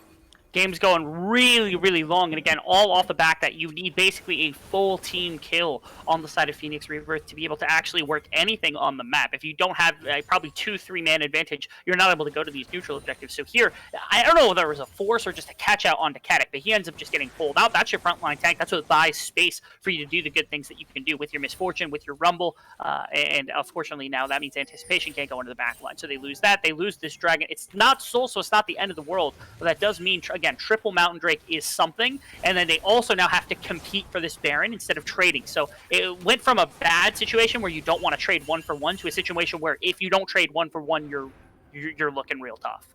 Yeah, absolutely looking real tough as we're at that point in the game. These players are getting full builds. GA now completed on Jakins here, and we'll see if that's going to be enough to keep this Misfortune up and alive in these fights. As Katic forced back momentarily. Jenkins takes quite a bit of damage. That could be the GA pop, but it's going to be the cleanse use instead. A stun comes out. Sheeden under fire now as the ultimate comes through. Unstoppable Force not going to be enough there. Unstoppable Onslaught, rather. It's going golden as Gahas. Ango going to follow up with that, and he will be taken down. It's a double kill from Jenkins with the bullet time as he retreats on the way out. It's a 2-for-0. Phoenix Rebirth find themselves another favorable fight, and this time are now in the driver's seat to grab this purple worm. I'd be able to look for it. Of course, Sheeden is still alive. He is a full build Cinder that can do some ridiculous damage. No Magi's this time. It is the Haunting Guys. But again, with a Misfortune and with Anticipation, still has his Guardian Angel. They could even look for a re-engagement if they really, really wanted to. PJ is also on the backside of the pit. That's your engage. You want to get Jenkins and Anticipation onto Sheeden. If they kill him, might actually just be the end of the game as well. Yeah, and they do throw Sheeden over the wall with the Fate's Call, but it's not going to be enough to secure the dragon. It's another couple of kills going the way of Jenkins and this Phoenix Rebirth squad as Jojo Pune, the last remaining member. So maybe a last-ditch effort there by Phoenix, or by Noble Esports, rather, as the siege will now ensue. Katic does have that teleport available should he choose to use it. Meech is up in 1. Angle will follow here shortly, so an inhibitor to fall for sure. And it's going to be a 3v5 to try and defend the base. Noble Esports going to do what they can. GA's all around, and a very tanky Scion makes for a very, very difficult fight as Jojo Pune does get stunned up, has that QSS. Unstoppable Onslaught goes down underneath the turret. Bullet time finds some damage onto 2, but they're able to kite away. Pop Blossom now goes down. Not going to find anything. A beautiful Zenith Blade there by PJ keeps him alive only momentarily as Jojo Pune is able to find a kill on the enemy support. A turret has fallen, make it a second as Jenkins is looking to do everything he can to carry this game for this Phoenix Rebirth squad. They are able to do some really crippling damage here to the base. The gold advantage has climbed at 9,000, but at this point, again, when your Cinder is full build, when your Kalista is nearing full build as well, basically everybody's nearing full build at this point, it doesn't mean quite as much. I think this game does end up coming down pretty much to this next dragon that spawns in a minute 49. This is all up to Phoenix Rebirth and their ability to set up this map in their favor so that they can control everything around this bottom Drake. This is just kind of X's and O's stuff, where if you're able to push up top side, you're able to get priority in bot and mid lane, shove your wards into the top side jungle. There's a lot of pressure for you to have around this dragon, and that's where you're looking for your win condition. Yeah, the red carpet laid down so Katic can try and get away for now. Ugandan Royalty going to fall. A failed flash over the wall will seal his fate. Angle goes golden, and this surely could be the fight for Phoenix Rebirth. This is exactly what they were looking for. It's 3 members that have already fallen. It's the mid-jungle duo alive for Noble Esports. Do they have the damage and the wherewithal to try and turn this one around? Anticipation is without a GA, but Jenkins on the front line with that Scion in his back pocket, looking to close this one out. Jojo Pune trying to kite away for now. Sheeden on the recall, but they set their eyes no longer on this Kalista and now on this base. Kind of the misguided desperation of a team that was trying to flex really hard with this composition in this game, and I think finally it caught up with them where it looks like this is just going to be the end. They still have a full health as well as a Guardian Angel and Misfortune. All they got to do is make sure Sheeden can't kill him twice under this tower, and they should be fine. Yep, and it's exactly that. The bullet time comes through. PJ gonna find himself another kill. The Nexus under fire. Phoenix Rebirth have risen from the ashes after that game 1 defeat. Now they tie us up 1-1 here in week 3 of the Champions League Fall Split 2020. And I think that's how we expected it to go, Rebel, but it really could have gone either way, right? At one moment, Noble Esports, they were banging on the front door of that base. you see just how strong Noble Esports is when they come out here and they've got 1,000 LP, really, really high ranks compared to their opposition. You see the kind of flexing, the kind of game plan that they can come out with. Although by the end of the game, this was a pretty decent draft diff, and they were still trying to force it to work. Machine, once he loses that mid laner, there's no protection for him. He can't really carry the fight in the same way. And Jenkins, how about a game for Jenkins, man? 19, 7, and 10. Tried to carry game 1, couldn't quite get it done. Game 2 comes out on this misfortune and absolutely slays. Multiple ultimates just tearing through the enemy team. And it's a good win here. Phoenix Rebirth taking a dub over the #1 team in the group in Noble Esports. Yeah, and that's exactly what you want to see. It's still early in the season, right? There's still a lot of time coming up on playoffs. I believe October 25th is when playoffs will kick off. So there's still some chance to battle for that first and second spot here in Group D. And it was an exciting one. It was an awkward one coming through with that draft, and I'm incredibly excited to see what our analysts have to say about that as they will break it down. We are going to jump to a quick break, but when we come back, we'll have Paul, Beatdown Boulevard, and Mayamo to break down that Phoenix Rebirth dub.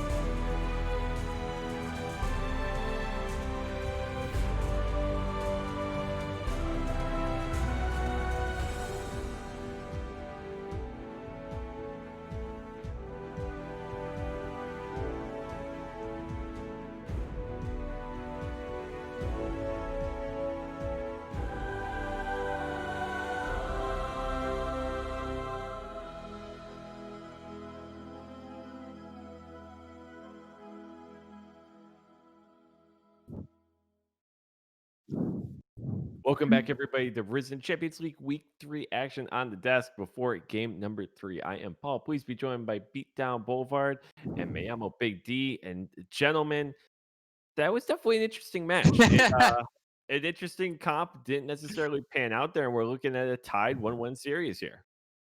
Yeah, I mean, that game 2 was definitely a lot of fun to watch. Some spicy picks coming out from the side of Noble. I think they're kind of taking game 2 a little lightly after their game 1 stomp. They realize that they are probably the better team, and so I expect to see them kind of shore up a little bit of that trolliness, a little bit of that free natured behavior in this third draft. But I mean, looking at the actual gameplay there, we did see Phoenix play to their win conditions, right? I mean, in the early game, they stumbled a little bit, right? They kind of fell to the cheese of the Brand Pantheon and the Callista mid, but as the game continued on, the Scion started to get to a point where it was very hard to kill him, and by the time that you were done killing him, well, there was a bullet time coming across your entire team that was just melting everybody. So they did actually scale up and realize that late game potential that they had, and I'd love to see them do that again in this third game.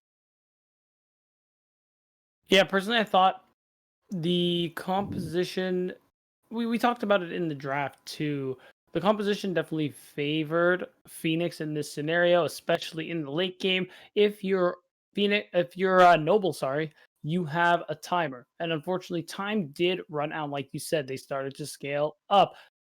It got a little too hard to really deal with the misfortune and the Scion, and then that's why it didn't end up playing out. Yeah.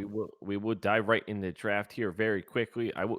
We will confirm. I believe blue side should be Noble this time, but correct. Okay, so we do have Noble on blue side once again. Bans coming out of plenty, and this time a little bit more conventional banning here, fellas, and just taking away some of the options that honestly Phoenix played really well in the last game. Yeah, I mean, happy to see that Noble is seemingly taking this game a little bit more seriously, banning Shen, Galio, Leona. The first pick, Ornn's very interesting. Their coach was in the chat talking a little bit about a potential Ornn comp. We'll see if that comes to fruition. I mean, the other picks in that comp are, some stuff like Soraka, Kog'Maw, just kind of like that, theoretical, like almost like LS draft where it's just really hard to beat in the later stages of the game. So we'll see if that ends up coming out. The Rumble's being hovered for the side of Phoenix. It did pretty well in the mid lane. He did go down in the early stages to JoJo just because he probably wasn't expecting the early Callista damage. But he did scale up into being a very useful team fighter for the side of Phoenix. Rumble is locked in. I like it. It should be going to the mid lane. And Ezreal's the pick here. You see, Ezreal's a little bit interesting. Because if something like a Kog'Maw were to be picked here by the side of Noble, it gives that ADC a free lane, basically, because Ezreal's not going to punish you. You're not going to pair Ezreal with the support that's really going to, dominate that 2v2 in the bot lane. So it kind of frees up Noble to pick whatever they want down on the bot side. Yeah, you're definitely right. There's a lot of options there with ADC picks coming out from Noble. We're gonna see what they actually go with here. They could even Oh, let's see the future. They're bro. doing it. Yeah, you could pick a couple of different scaling picks. It could have been the Kog'Maw, could have been something like a Twitch, but it's going to be Kog'Maw and actually Kindred as well here. But the response could be the Kha'Zix if they lock that in. I actually like that response, if that's the case. And I love seeing the Kog'Maw, but I also want to just highlight quick. I find it interesting picking the Rumble. Are we presuming that's a Rumble mid or a Rumble top?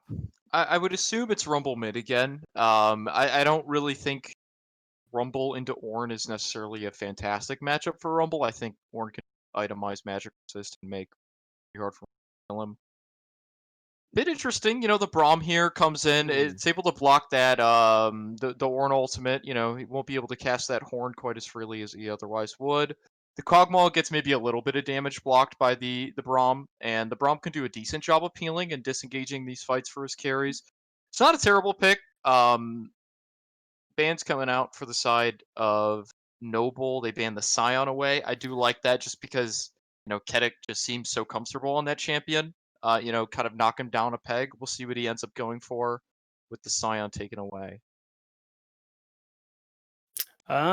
So the Lulu ban makes sense as well. Still, though, there's a few Enchantress supports you can pair up with the Kog'Maw. The interesting thing is that Caitlyn is going to be banned by Phoenix, unless that's a mistake. They're they must be assuming that Kog'Maw is actually going to be mid lane AP Kog'Maw, which is definitely a possibility here, but it is. I mean, with all the flexing you've seen them do, I guess it's better safe than sorry if you're Phoenix.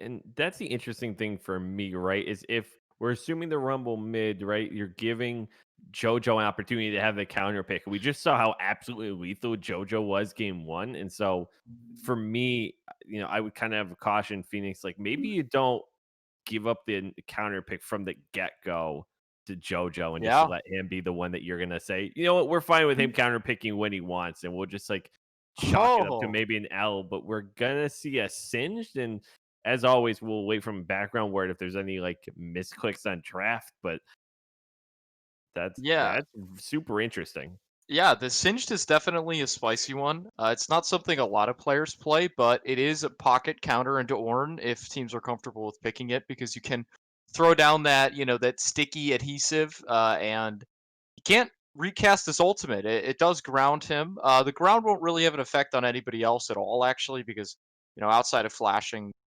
these champions aren't really too mobile. It does stop the Kindred a little bit. But that's mostly just kind of a team fight counter to the Ornn. You combine with Braum, it's going to make it very hard for Ornn to find windows to really activate his ultimate. The Soraka's picked here, and we'll see what their final pick is. LeBlanc in the mid lane. I do like it. We just saw how dominant JoJo was in that in the first game. I don't think there's any reason you shouldn't pick him another aggressive mid laner here. And if you like the LeBlanc in a Rumble matchup in the mid lane, it is definitely there's windows that LeBlanc can look to punish that Rumble pick for. Yeah, and if things are going to turn out anything like they did in game one, JoJo's definitely going to push to get lane priority and then start to roam to help out other lanes, really be able to get some early kills. And honestly, if he opts to buy the Dark Seal with early on with how well that went before, we could honestly see a pretty early stacked Medjai's with the performance, just based off what we saw and how good he is on this LeBlanc. And that's what I would be terrified if I'm on the side of Phoenix, because we did see how terrifying early game LeBlanc was in game one, excuse me. And so from my side of things, it's like you're gonna give up that LeBlanc pick, and we kind of highlighted. I mean, we're now in game three. Game two, we saw some bold choices there, maybe trying to see how far they could push a limit of winning the last one. But I think with Noble kind of cracking down on this last one, giving the LeBlanc back to JoJo, and then letting the Kog'Maw counter pick come in like this. I mean, sure, the Singe, like you guys mentioned, is a really good counter pick in Ornn, but they give them a lot of potential really powerful counter or powerful picks here in general. Like a Fed Kog'Maw or LeBlanc just scares me like crazy for them. Yeah, I agree, especially with the Soraka, buffing him up and the Kindred there to just ensure that there's no real way that these carries are going to die that easy. Kane's going to have gonna have a pretty hard time actually finding windows to really play the game. I'm assuming this is gonna be red Kane. I mean, he could go blue, I guess, but then if the silence comes down, or if he's hit by any form of CC, he'll just end up blowing up. So assuming it is red Kane, it's gonna be a little bit hard for him to actually, find usefulness in team fights because there's so much CC and zoning tools that are going to be coming out from Noble that are just going to keep him at bay and keep him off the carries. But I think the real key here is just seeing how the Singed Ornn lane is going to interact together because we have seen Singed in the past. In the SGC, I know Team Fish Taco played it quite a bit. And then in the LCS, people like Impact have played it, and I'm sure other regions as well have seen this Singed and Ornn matchup. There is definitely potential for the Singe to bully around the Ornn and look for some kills. You're pairing it with the Kane jungle. It's not going to be super easy for him to itemize just pure magic resist because he will just, end up taking a little bit of physical damage. But he is into an Ezreal and a Rumble, so he probably will itemize more into the magic resist than he otherwise would. I don't know. It's definitely shaping up to be a fun game to watch, and I think Noble's draft looking a little bit more solid.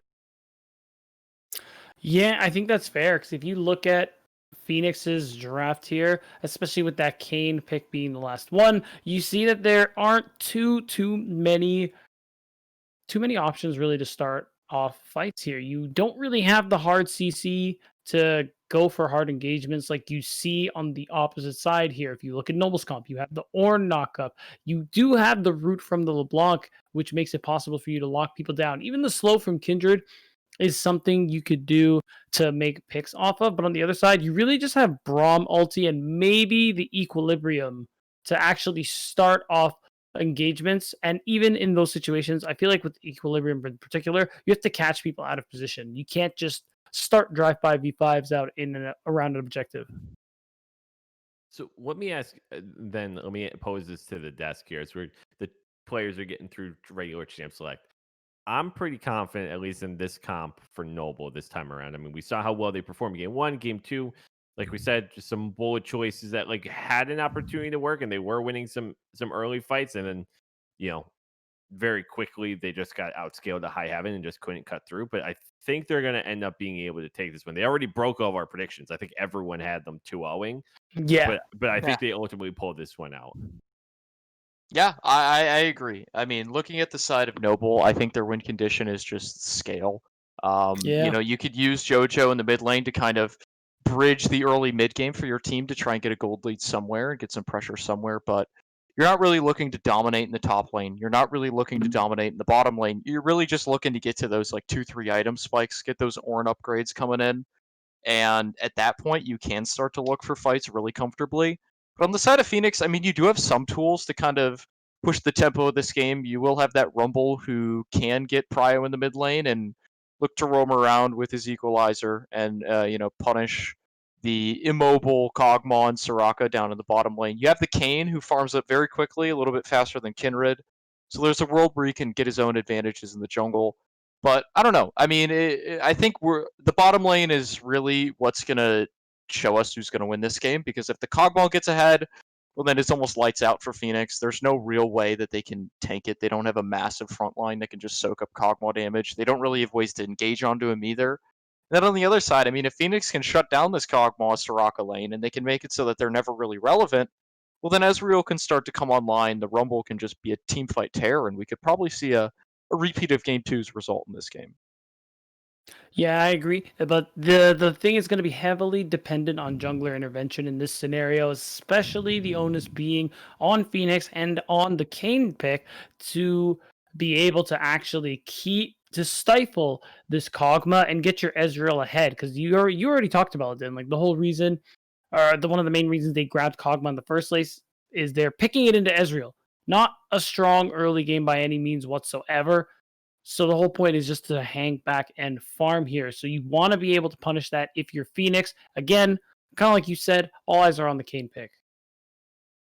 Absolutely. And with that, we are going to cut to a short break, get everyone situated and set up, and then we are going to be coming back here with the deciding match of the series, game number 3. You are watching Risen Esports' Champions League Fall Split, week number 3. This is Noble Esports and Phoenix Rebirth. Best of 3. So we're coming back with game number 3. Rebel Fox and Tanner Metro once again have the call. We will be right back.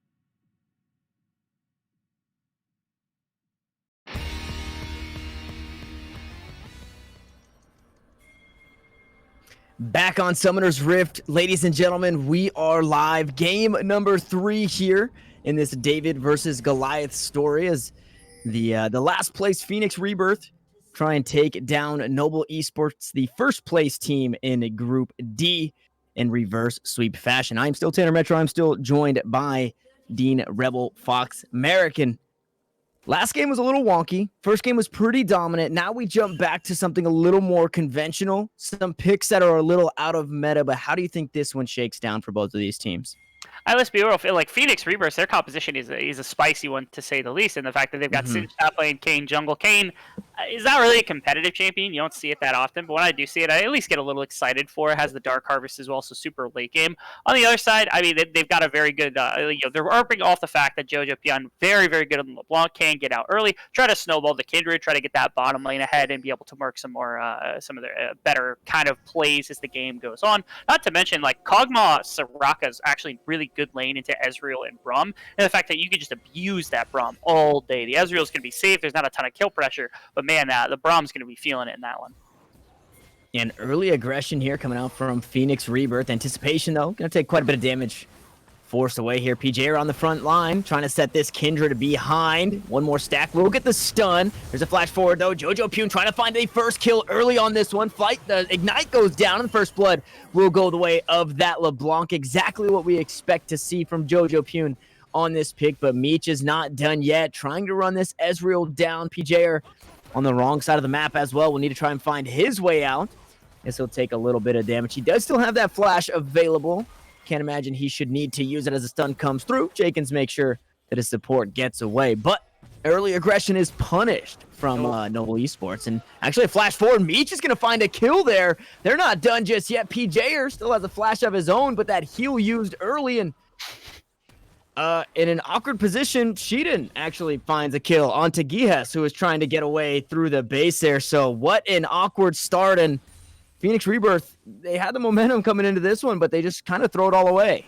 Really curious what they were thinking with that invade, because like you start off with like Kane kind of just looking for Raptors, then you have the other three chilling behind. If you go for like a 4-person invade with an Ezreal Braum, you have a really good chance of actually making something work, especially against Kindred. But because of that, now you've got a Kindred who's accelerated. You can attack it because it hasn't back yet, so it's possible Anticipation can get aggressive if Rumble gets some priority out of mid lane, and then your bot lane picks up a couple of kills as well. So or at least gets a kill on the Soraka and the Kog'Maw, as well as what looks like a cheat back at this point. So really, really good early game start here from the side of Noble Esports.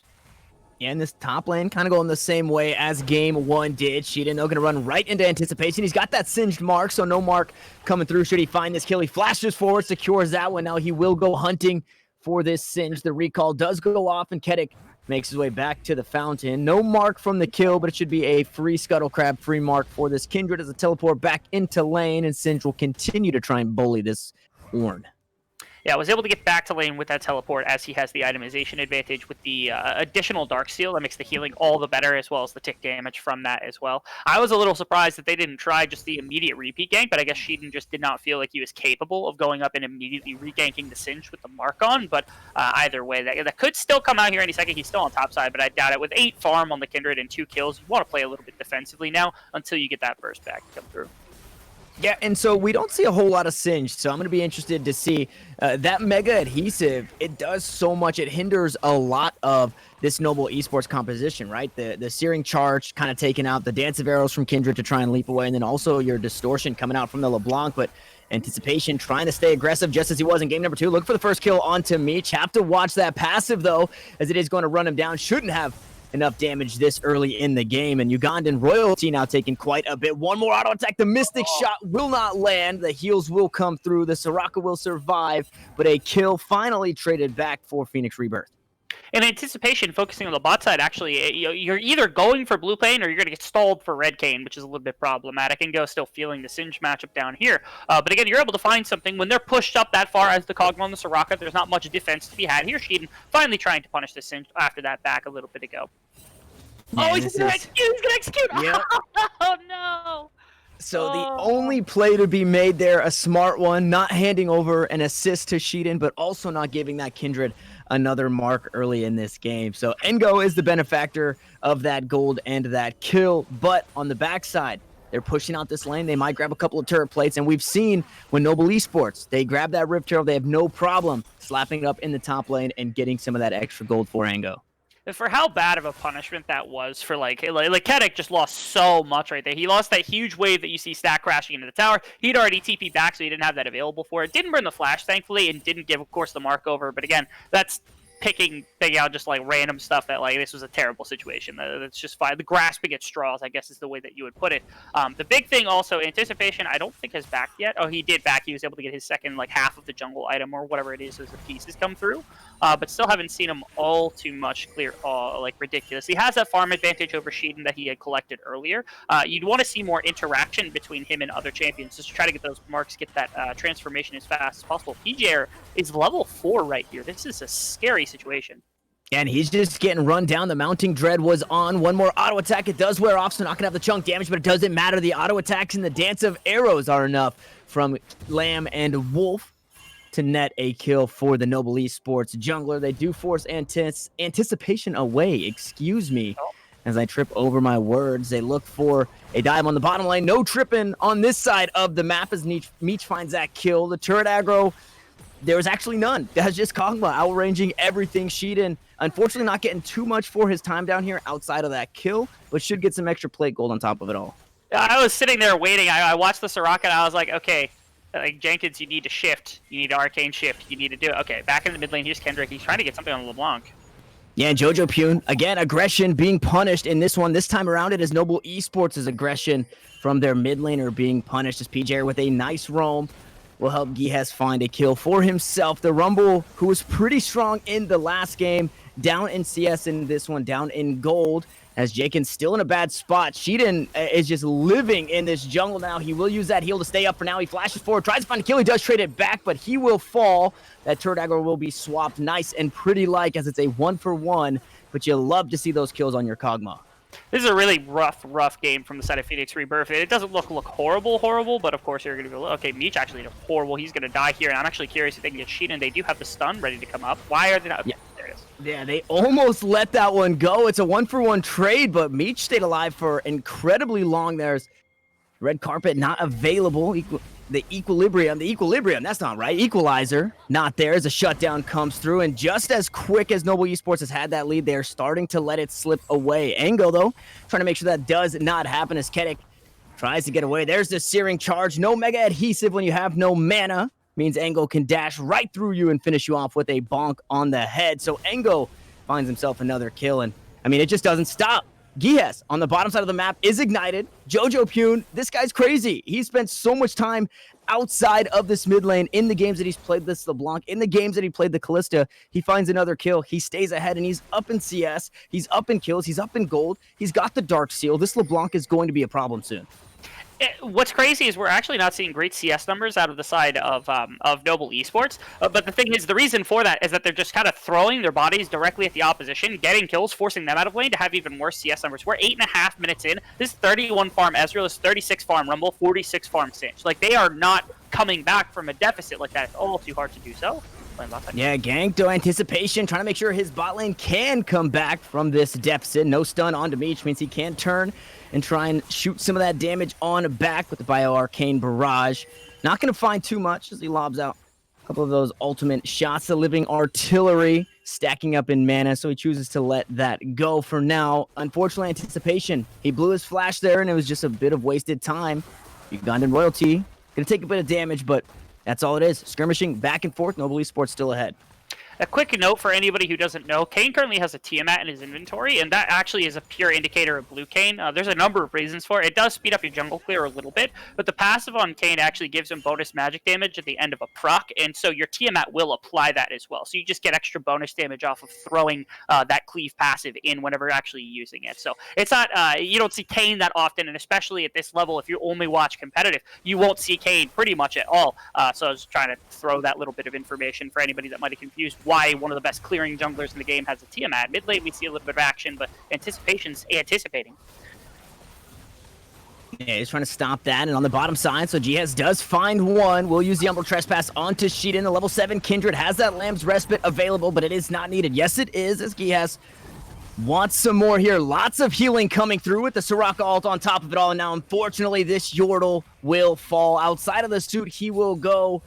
Jihaz goes down, looking at a gray screen for another 15 seconds. And this is a scrappy one, Rebel. We are 10 minutes in, and there's been 18 kills already. The problem is it just simply doesn't matter. It looks like Phoenix Rebirth is able to respond at least a little bit and stay competitive, but at the moment they're sitting down 4,000 gold. They're sitting down likely their bottom tower soon because it has just been the Soraka and the Kog'Maw lane dominance just destroying Jenkins on this Ezreal where he's down half CS. That's to a Kog'Maw in the early game. That is not something you want to have to say because their lane matchup. And yeah, Rumble has a couple of kills, but that's not going to matter. Like their team fight setup isn't the best when you don't have all that much CC to pair, so they have to hope for an equalizer that can actually tag somebody. And with an Ezreal this week, it's going to take them a while to actually start winning team fights against this strong of a Kog'Maw. Yeah, and this is something that our analysts talked about, right? When the Ashe is taken away, we will see Jenkins jump to that Ezreal pick, even if it's not favorable. And unfortunately, that's exactly what is happening here and is incredibly unfavorable for him as this Kog'Maw sitting at 4-2-1, has that completed Blade of the Ruined King. And you brought up the Kayn, right? It's looking to go blue Kayn, so it will be that Shadow Assassin. That front line's not looking too hot. You do have that Braum, but PJR can't do it all right. You need a lot from your Singe, which means not only do you need the damage items to come through, but you also need some health and some tank to come through, and that's going to take quite some time to kick in, and time is definitely not on their side. As we do see that Shadow Assassin has been finished, and now I'm hoping that Anticipation, maybe on some of these ganks where he fell a little short, can now start to turn it around as he'll have that extra damage. He'll have that extra speed and kind of guile as he looks for these ganks. But both junglers are on the bottom side of the map. Sheeran is here, and it looks like this turret will fall. On the top side, though, there's a dive. It's Jojo Pune finding his way back into this one as he picks up another kill. Equalizer goes down. There's a Braum ultimate as well. Not going to find Michi's trying to kite his way on out. Ugandan Royalty trying to get away as well. He looks like he just might. Sheeran will find a kill onto Anticipation, but it's 2 kills traded back, but across the map, it does not matter. It's going to be a 1-for-5 all the way through, said and done. This bottom lane has been incredibly bloody, and it's Noble Esports being the benefactor of that gold lead. At this point in this game, you have pretty much no use for your Ezreal because he hasn't even finished the Monomune yet. Combine that with the fact that, like, the Braum was able to get stun out a little bit, and they broke the fight apart in pretty decent fashion to be able to pull something. But again, these champions are just out-golded and out-statted right now. Taking fights like that's not going to work. And now Meech continues to clean up fights pretty consistently on bot side. He cleans up that first tower gold as well with all of the plates, so he's looking exceptionally scary on this Kog'Maw. And again, when you've got a 6-0 Kindred as well, just to boot on top of that, you've got consistent damage dealers, a strong burst AP damage dealer in LeBlanc, really hard to kill composition with the likes of a Soraka.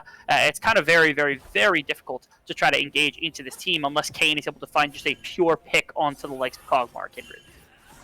Yeah, and now you see what Sheeran can do here. The 6-1 Kindred sitting on that completed jungle item, trying to bully out Anticipation, is maybe spotted out by Jihaz, is going to be able to walk out of this one freely, but I think he wants to grab a bit more of that jungle. And Jojo Pune, he's the only member, I believe, who is behind or was behind in gold, still able to make plays around the map. Him and Ango up top again. He was able to find that gank onto Kedik and try and put himself back in the driver's seat when it comes to this mid lane matchup. That mark is up top on those Krugs, which means this Kindred is sitting at over 4 marks, which makes Kindred a little less of a caster minion.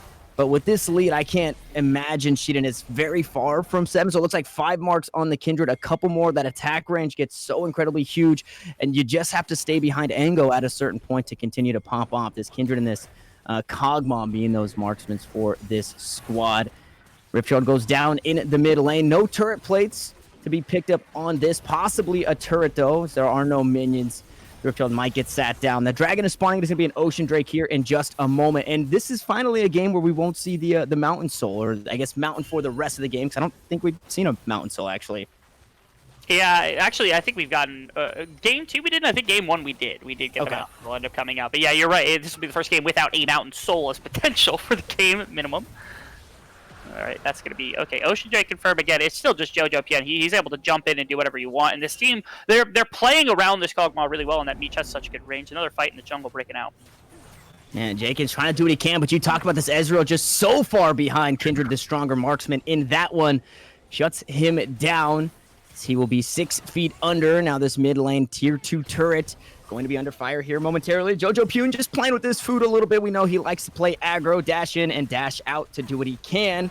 Unfortunately, GS is forced back to the fountain, so it's not a favorable matchup in the 4v2. They are just going to push right forward. Glacial Fissure comes through. It's going to stop Meech for now, but is it going to be enough? Umbral Trespass comes through. They do find a kill onto the Soraka, but Meech says no trespassing today as he finds a kill onto Anticipation, and Jojo Pune will pick up PJer on the way out. 3 members remain, but it just doesn't seem like enough for Phoenix Rebirth. Once you get back to the conventionalism for Noble Esports, these guys just pull ahead easy as a distort back, trying to buy some space for Meech to get some damage down onto Jenkins. But again, just playing with their food a little bit.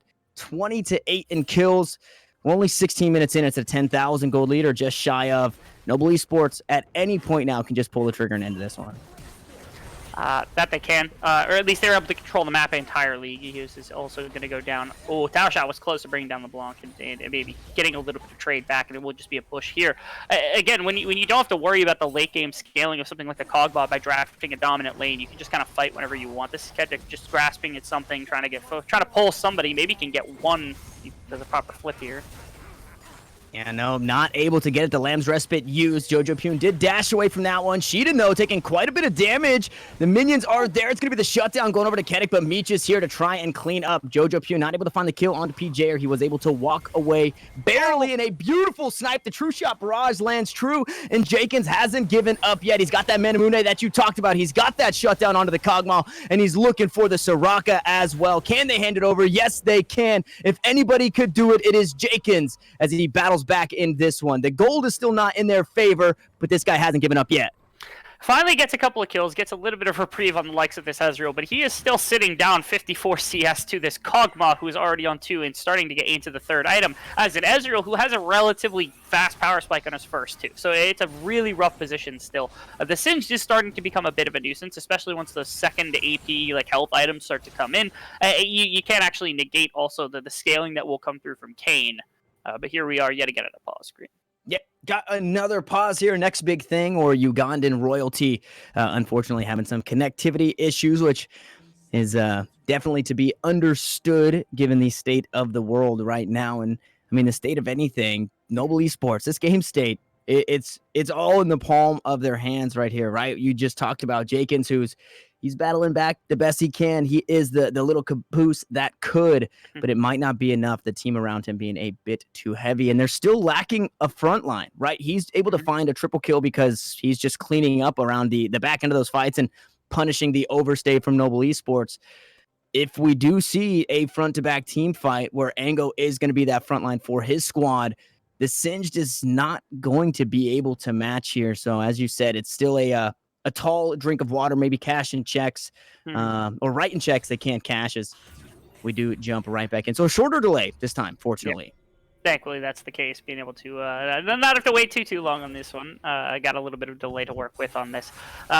Big thing for me right now is if you just kind of look at the team fights, like front to back, if you're trying to play some sort of front to back style, I think Singed and Kayn and even Braum go down so much faster than you're talking about. Like Ornn is pretty much the only real frontliners, especially since Soraka is behind him because of his tankiness, of course, that free health that he gets in that Soraka. But then you also talk about the fact that like even if they could have a regular fight against like a non-tank, does Ezreal do enough damage? Does Rumble do enough damage? And the answer is no. That's the problem, is that their Kog'Maw shreds frontline even faster, and there is no frontline to shred in the first place. So you're in a really bad spot. Like I said, I think the only thing that could break a fight open is if Singed pulls enough attention through a fight and gets good damage with his Q, and then you're able to find some sort of pick onto, say, LeBlanc as Kayn, then maybe Jenkins with a Braum stun will have enough damage to work some of these fights. But that's about it. Yeah, and I do want to say, be it through trolling is on the top side. Yeah. GS goes down, unfortunately. Shiden gonna find that kill, and now it's the Rumble dead. The Equalizer not used.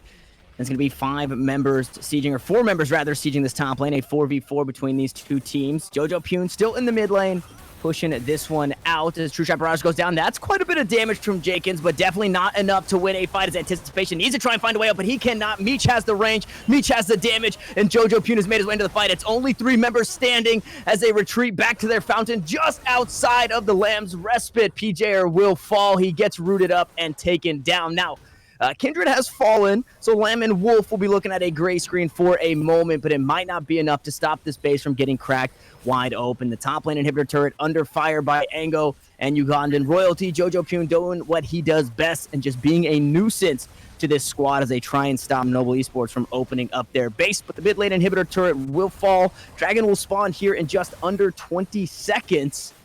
As the inhibitor now taking quite a bit of damage. Anticipation and PJR have made their way out of the fountain. They're looking for the 5v4 fight, but Meech is trading so much back on what should be their front line. GHES is going to go down as well, and unfortunately, everybody is going to fall for Phoenix Rebirth. Make it 3 kills, make it a triple kill, a 4th one to follow from Meech, and it's up to Jenkins. This guy was trying to keep his team in the game. He was trying to carry the best he could, but unfortunately, in the 1v4, he might not be able to do just that. Meech is going to zone him out. Ango is going to go right for the turret, and it should be Noble Esports to finish this series 2-1.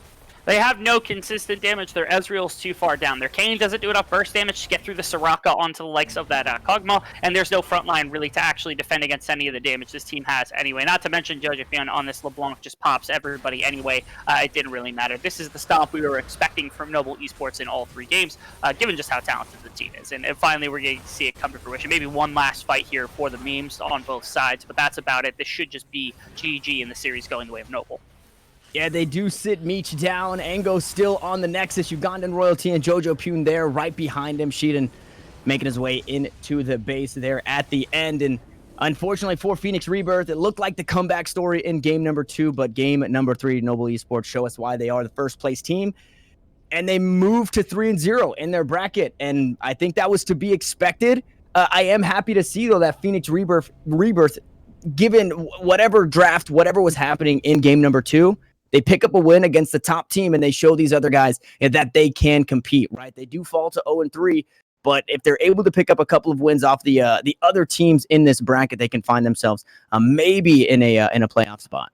They show at least a little bit of resilience in the fact that, like, game 2 wasn't even a solidified win for them to start with. Yes, it was kind of a bad composition or a naughty composition coming out from the side of Noble Esports, but they certainly didn't make it easy. They played it out in spectacular fashion and forced the side of Phoenix Rebirth to take a win. And if they can find what it is that worked about that game specifically, about one of their previous wins earlier in this, but perhaps it is that they could contest for the number 2 spot out of the bracket. But this went about the way that we expected. The games that came out here for the wins for Noble, they absolutely dominated. They had the players for it. They had the way for it. And so congrats to Noble being able to take that win that was expected. They're walking into the second half of the split undefeated. Yeah, and for Phoenix Rebirth, game number 1, they had the Tristana, right? And it was only the Tristana, only Jenkins to try and carry that game. Game number 2, game number 3, they make some adaptations. They heard you, right? They heard you say, hey, these guys, they need to find some extra damage because this one person isn't doing it, especially if he's not able to get ahead early. And unfortunately, Jenkins, you see most damage on his team, just not enough to get the dub here. Hats off to Noble Esports. And I mean, this series, it was an awkward one. It was our first in the booth here together. Do you have any kind of final thoughts before we toss it back to the analysts to really break it down? I don't think so. I think Noble did a good job just trying to be able to close out this series after 3. I think it was a little bit competitive, but again, it went about as we expected. And so in the future, we're going to see some teams in playoffs. I assume this Noble team will be there, and I'm excited to see what it is that they can do against other top teams in the league instead of just battering about some of the competition they've got in their own group. Yep, and we do have quite a ways before we do get to the playoffs. I believe I said October 25th, I think I saw is when playoffs should be kicking off. So Noble Esports still have some games in front of them if they do want to lock in their spot. And here on the desk, it does do it for us, myself, Tanner Metro, and Dean Rebel Fox Merrick. Thank you guys for watching. We're going to toss it on over after a short break to our analysts to break down not only that victory there, but the series as well.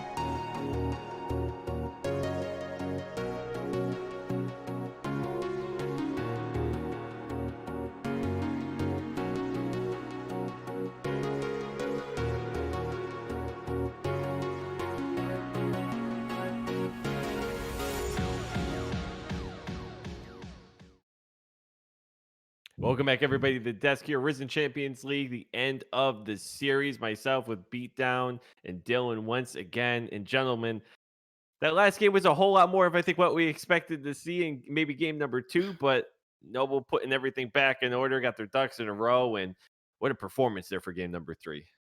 Yeah, I mean, as Dean was talking about on the caster desk after the game, it's what we all expected. I mean, we all marked down that Noble was going to win this series, and I'm pretty sure. Yeah. I don't know if it showed on the graphic, but we all did put 2-0. So Yes. I think it's safe to assume that this series goes 2-0 if Noble didn't get a little creative with their game 2 plan going into the game and their picks and everything.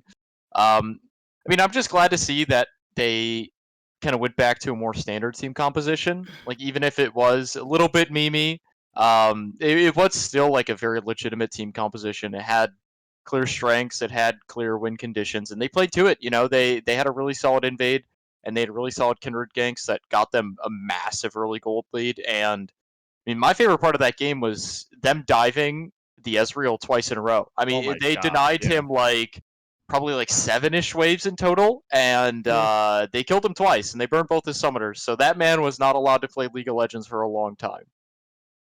Yeah, and it kind of just goes to your point, Dylan, on how they played the comp well. At the end of the day, it was a lot of jungle attention, bottom lane, giving Kog'Maw all basically spoon feeding him kills at a certain point as well in the early game, just to keep him ahead, allow him to keep on CSing, and denying that Ezreal any shred of farm at very many moments. The other thing too is that it kind of all fell apart at the very, very early game, because you see that invade that wasn't really an invade, just because most of Phoenix weren't really grouped. You could tell they kind of, oh, maybe we should go to the red buff, maybe we should steal the Raptors, and then it ended up just being a really scrappy fight that resulted in, I think it was 3, potentially 4 kills, and at least one of them ended up on the Kog'Maw. So when stuff like that happens at this level of play, your lane is usually chalked as it is. And one of the amazing things for me too is watching. We talked about, and you guys specifically kind of educated me in pregame, that sort of singed Ornn matchup that we've seen in OCS, but I hadn't seen a ton of. And like Engo just played that so super well. Like Engo is just a monster. We had the chance to commentate him during SGC playoffs. Beatdown and I did when he was playing through that, and like just how well he handled that top. There was that great fight in the bot side. I believe that it was like a 4-0 fight where he had that crazy Call of the Forge God that like just was decimating. Like just seeing how Engo played this whole series. I mean, obviously Sheedon and Joe just put on clinics on how to just get carried, like I put on a carry and just get big leads. But Engo did all those little things that just somehow he had a quiet game, absolutely dominating. I don't know if that makes sense, but like he was It sort of does. the hidden hero there. Yeah, he had a really solid series in general. That last Ornn game was kind of the cherry on top, where I can't remember if he exactly ended deathless. I last recall seeing his score like 408 or something like that. Just really solid game, really solid series from him. And honestly, I mean, I think the big takeaway from this series is that Noble is definitely the top team in their group.